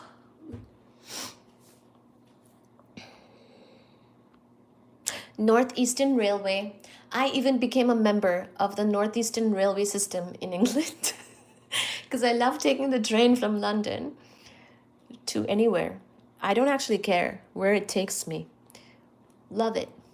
I love the public transportation system there. Ooh, I love it here, but yeah, the country, I mean, the English country. Just in Europe in general, the country is amazing. It's beautiful. Forests and beaches. Yes, of course. Northeast. Perfect. Northeast. Very nice. I'm a member of your railway system. I still get the emails. Northeastern Railway. I love that I don't have to drive there. Here I have to drive. Gosh. I only drive short distances here. I'm not like the typical American who can just drive 200 miles for whatever. So I'm not like a typical American. I'm like a mix. I love that the public transportation system is so good in Europe and you can take it and you can just sit there and enjoy the view. It's so nice. Here we have some public transportation, not as reliable as in Europe. You know.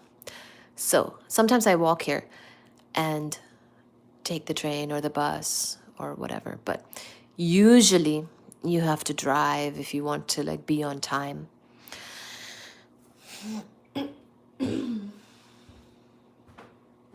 Which Baba? Chocho Baba? Fuji, you're such a sweetie. Fuji, you've been so well behaved today.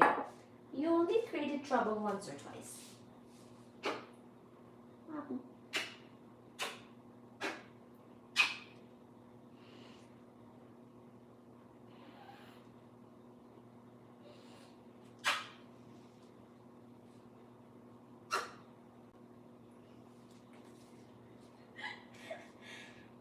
I'm giving him too much kisses. He's being mad at me. Fuji Wawa, love you, Wabu. Love you. Love you, Boob Daddy. Sleepy time? Are we gonna go to bed now, Fuji? Or are you gonna beat me? Fuji, I just wanna clean your nosy. There's something on your face. Ah!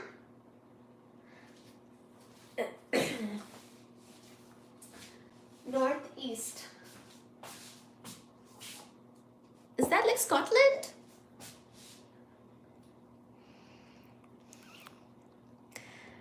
You're very interesting.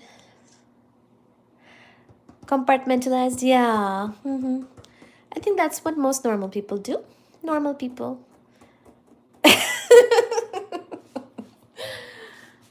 like to be very dynamic. Right, Fuji?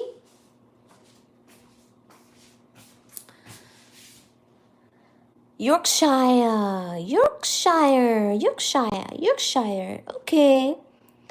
I think I passed it along the way to Edinburgh. Maybe. I don't know. I took the London train from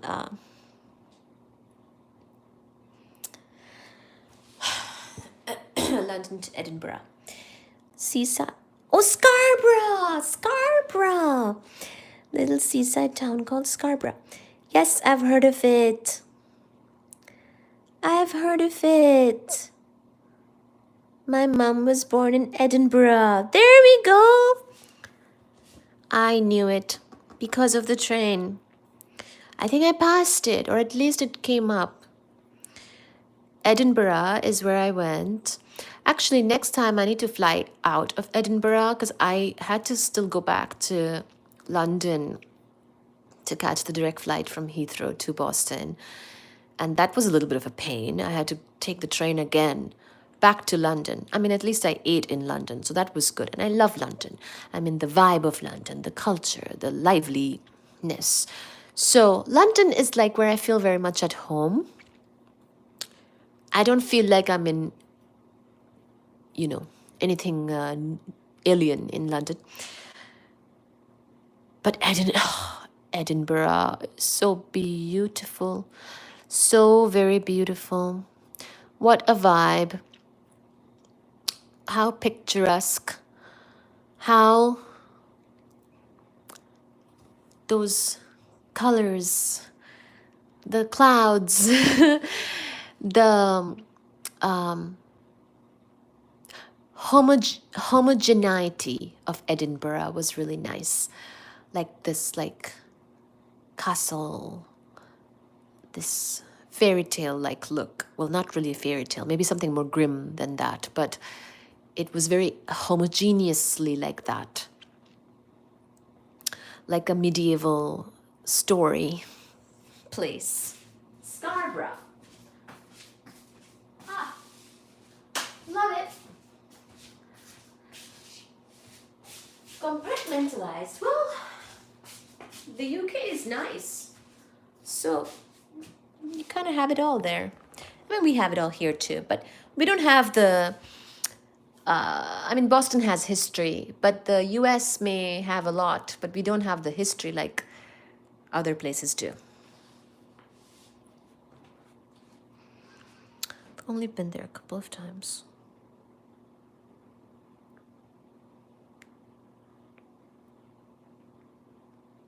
Oh, I've only been there a couple of times. I got a taxi to King's Cross, and I got into the front. Oh, in America, you can get into the front. They'll love you.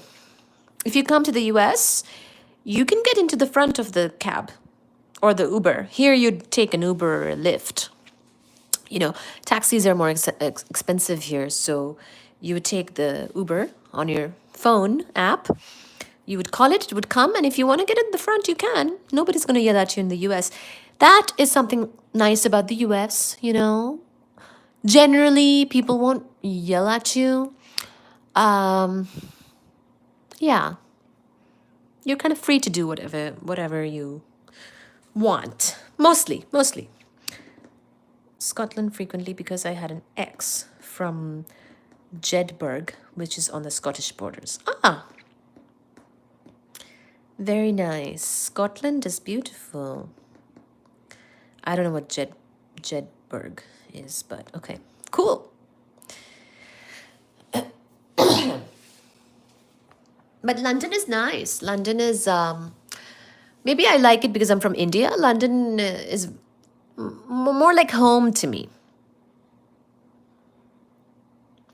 I used to travel there on the bus. It was a lovely journey. Yes, to Scotland, yeah. I took a bus tour in Scotland. Oh my gosh, so beautiful. And what I like about the UK too is you could take a bus tour and see a lot. It's not like the US where you could take a bus tour and not, It's so big in the US, it's hard to cover things.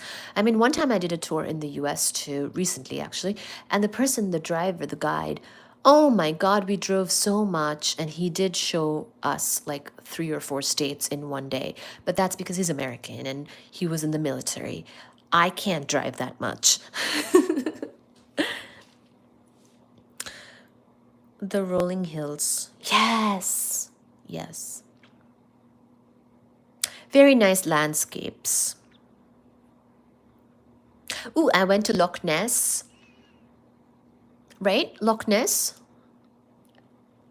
I went there. The Scottish Highlands, all these like dramatic landscape. No, I don't like driving for a long time. I'm very un-American in that way. I'm scared. I'm scared of driving on the highway and the interstates. It's like crazy. Americans drive like crazy. It's very high speeds and on the highway and the interstate, and there's so many cars zipping past. Well, not zipping past because I'm not there. I don't like driving. I like driving, city driving, like short distances. I can't handle too much long distance driving. I have anxiety with driving. That's why I want our public transportation in Boston to be like the UK. More stable, more reliable.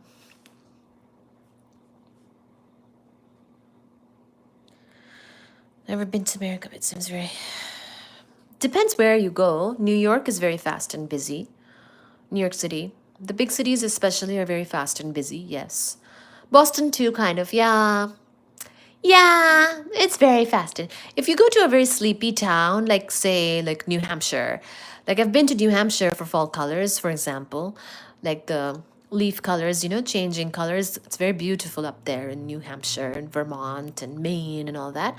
And so, like even Maine, I've been to like a sleepy town. If it's like a small town in the middle of nowhere, America, then it's not as fast or busy. It's quite nice and quaint, but then you're a little bit like in the middle of nowhere, you know, feels a bit remote. But if you're in a city, then yeah, it'll be fast and busy. Americans are very, yep, driving like nuts everywhere, working, working, working.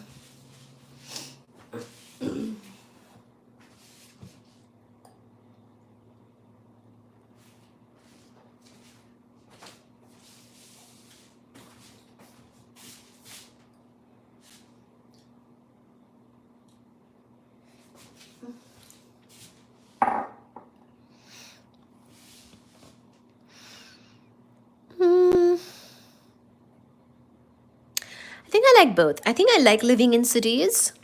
Like I like living in a city, but I also like going to the remote place for like nature. I like nature too. I think I like pockets of nature in a city so that I can do the nature as well as have a city. But yeah, I think more of a city person. But I really liked I think I really like taking a trip to a nature-y place, but probably more of a city person in terms of living.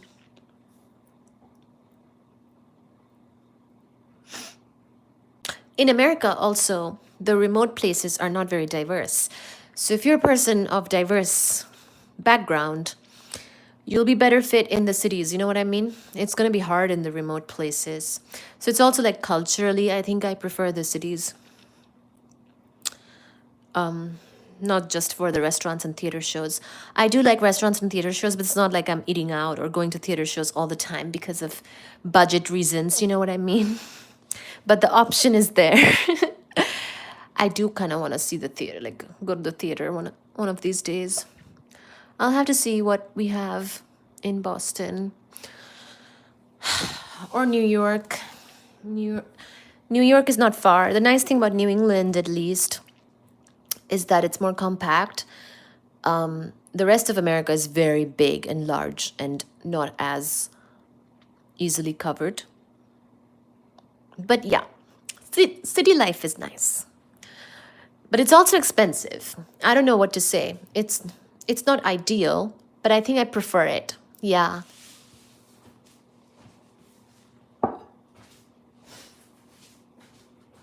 Baji.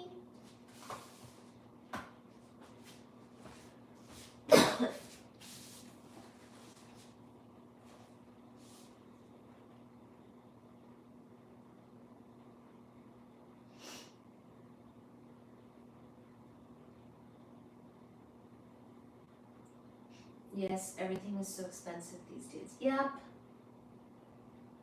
it is.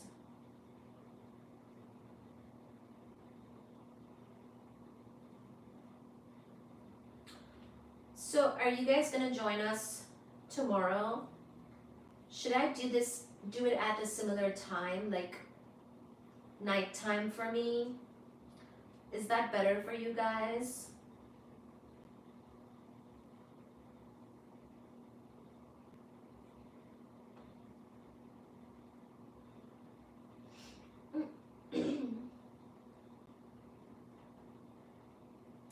Physics Friday with Kitties. I like that physics and Friday kind of go together, so I started this Physics Friday series. And thankfully, people have been joining and listening and participating nicely, which has been really nice, guys.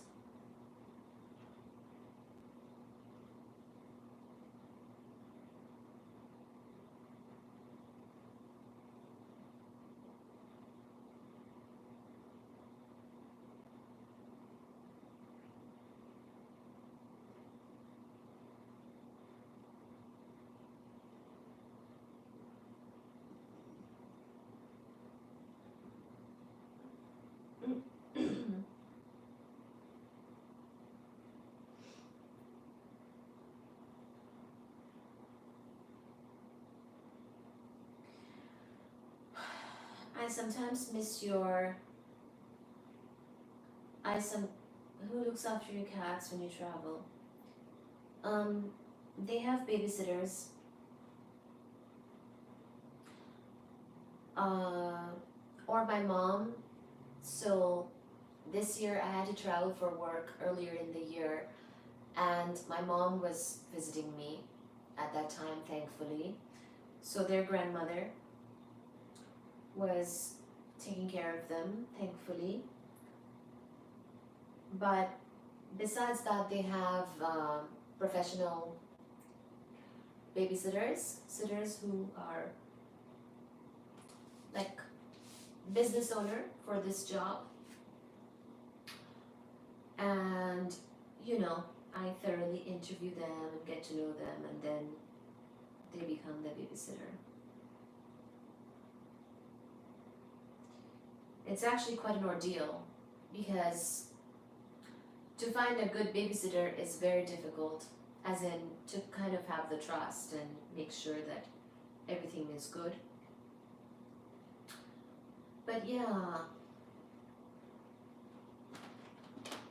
I sometimes miss your earlier lives. Yeah, I noticed that. Oh, I bet you miss them a lot. Yes, I do. That's why I don't really do long trips, because it's too difficult logistically, and I do miss them. I know, Mama. Baji Baba, Fuji Baba, Suji Baba. Yes, indeed, I miss them. So,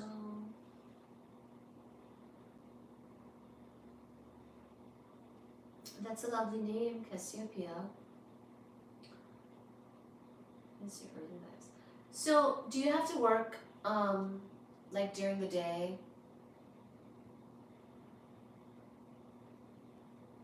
Oh, I'm sorry. Are you working during the day? Is that why you cannot come to my live earlier? I mean, that would make sense. I'm like, I'm probably asking a silly question. I think what I found is the nighttime lives might sort of be a better time. And that actually might work out better for me too, because then I can go on a hike and something. I can go for a hike or something during the day. I'm still trying to like figure out my schedule here. But what I could do is I could do some grocery shopping. Yes, I work during the evenings. Okay, evening as in your evening is probably my afternoon. Yes, got it. Okay. Like you're like 5 hours ahead, right? The UK at this time. Oh, maybe it's only 4 hours right now. Right. So when I'm going live at like 2 p.m., 3 p.m., it's probably like 6 p.m., 7 p.m. for you guys. So it's not a good time. Okay, got it. Got it. And then even in America, some of my like America people who were coming to my afternoon lives, I feel like it's been less. Maybe people are like doing real life stuff during the afternoon. So I'm wondering if I should just do the nighttime. It kind of works out nicely for me because like it's everything has a pros and cons, but I think it works because then I can do the gym and I could go for a hike if it's nice weather during the day, and I could do this at night. Yes, okay, I'll do it this way then. Good job, everybody. Thank you so much for being here and helping me out to figure out the live stream timing stuff and also participating in all the discussion. Oh my gosh. What should I do tomorrow? Maybe I'll swim. I'm excited. I'm excited. Thank you. Thank you for your encouragement, Reese. It's very much needed. It's been a little hard, man. I'm still growing the channel, and like without the feedback of all you guys, it's kind of hard to gauge what the frick is happening. Thank you for all your encouraging comments and chats. It's really helpful. So yeah, I'll do the nighttime. Ooh, maybe I'll get to 3,000 this weekend. What do you think? I have 2893 subscribers. Thank you guys for following, for subscribing. Thank you so much.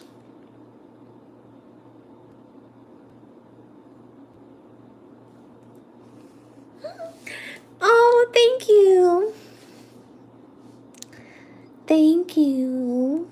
How nice of you. Just keep going. It's brilliant. I'm sure more people will start to join and your channel will grow. Thank you. That's so nice of you. Yeah, I saw some progress this month. Even though YouTube can be really hard, but I saw some progress this month. So thanks to you guys. It has been nice. Yay. Oh my gosh.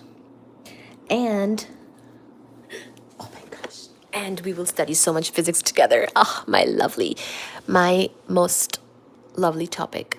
I'm mixing together all the ingredients that I love best about the cake that I will make.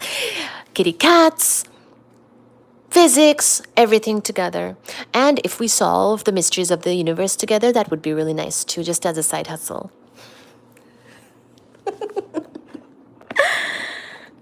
Dream come true. Dream come true. We will solve the puzzles of this universe together. I think when we put all our minds together, we will get there. And we will note each ingredient.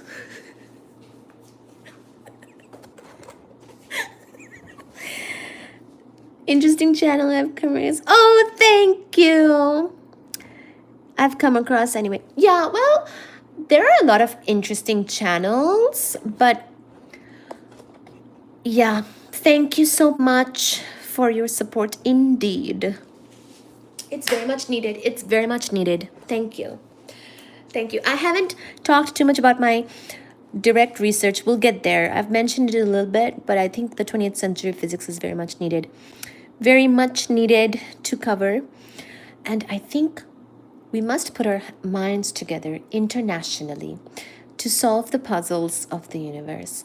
And I think the regular academic way can sometimes fall a bit short because it's too much like for a career in academia versus really, really becoming or giving insight into the universe. So yeah, side hustle is going to be to understand this universe. Why not? Oh yeah, I think Heike mentioned something about the stars. Where was his comment? He said something about it being dark somewhere.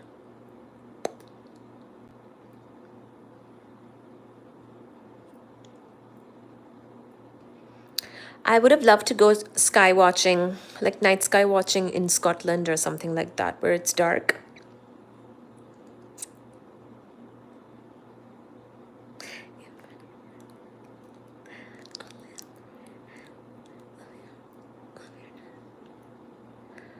Where did he suggest? Stephen Hawking was also quite good with these matters. Yes! We will mention Stephen Hawking. New Zealand! Yes! New Zealand is a good spot.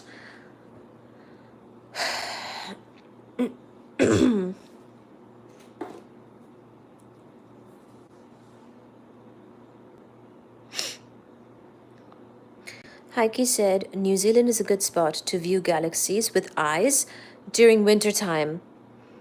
Right. Right, because I guess New Zealand has a lot of dark spots. Okay, I'll keep that in mind, Heike. And he also said Stephen Hawking. Yeah, Stephen Hawking did have importante contributions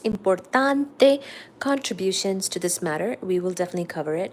There are some other people, though, I will say, who is less famous than Stephen Hawking, who also contributed a lot to this topic, but simply they're not as famous as him. I actually had a professor like that in my own school. But yeah, I have to be able to picture things in my mind's eye because I'm very mechanically minded.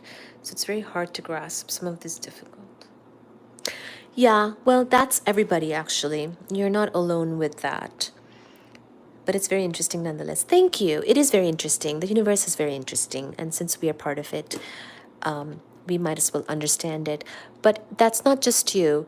It's difficult for everybody to visualize these topics. So I think that's why it's good to kind of hear about it again and again, and we cover it.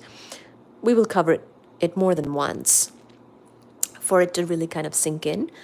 And sometimes it's okay to not understand something fully, and you just kind of let it sit, and it'll get better over time, hopefully.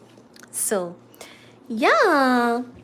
Thank you so much for chatting, Reese, and everybody else. I'll let you go and take a little bit of a nap now, get some rest, have a good sleep, good night, and I'll see you tomorrow around the same time. We'll do a nighttime live again tomorrow to continue this topic and continue our discussion. Thank you so much for being here.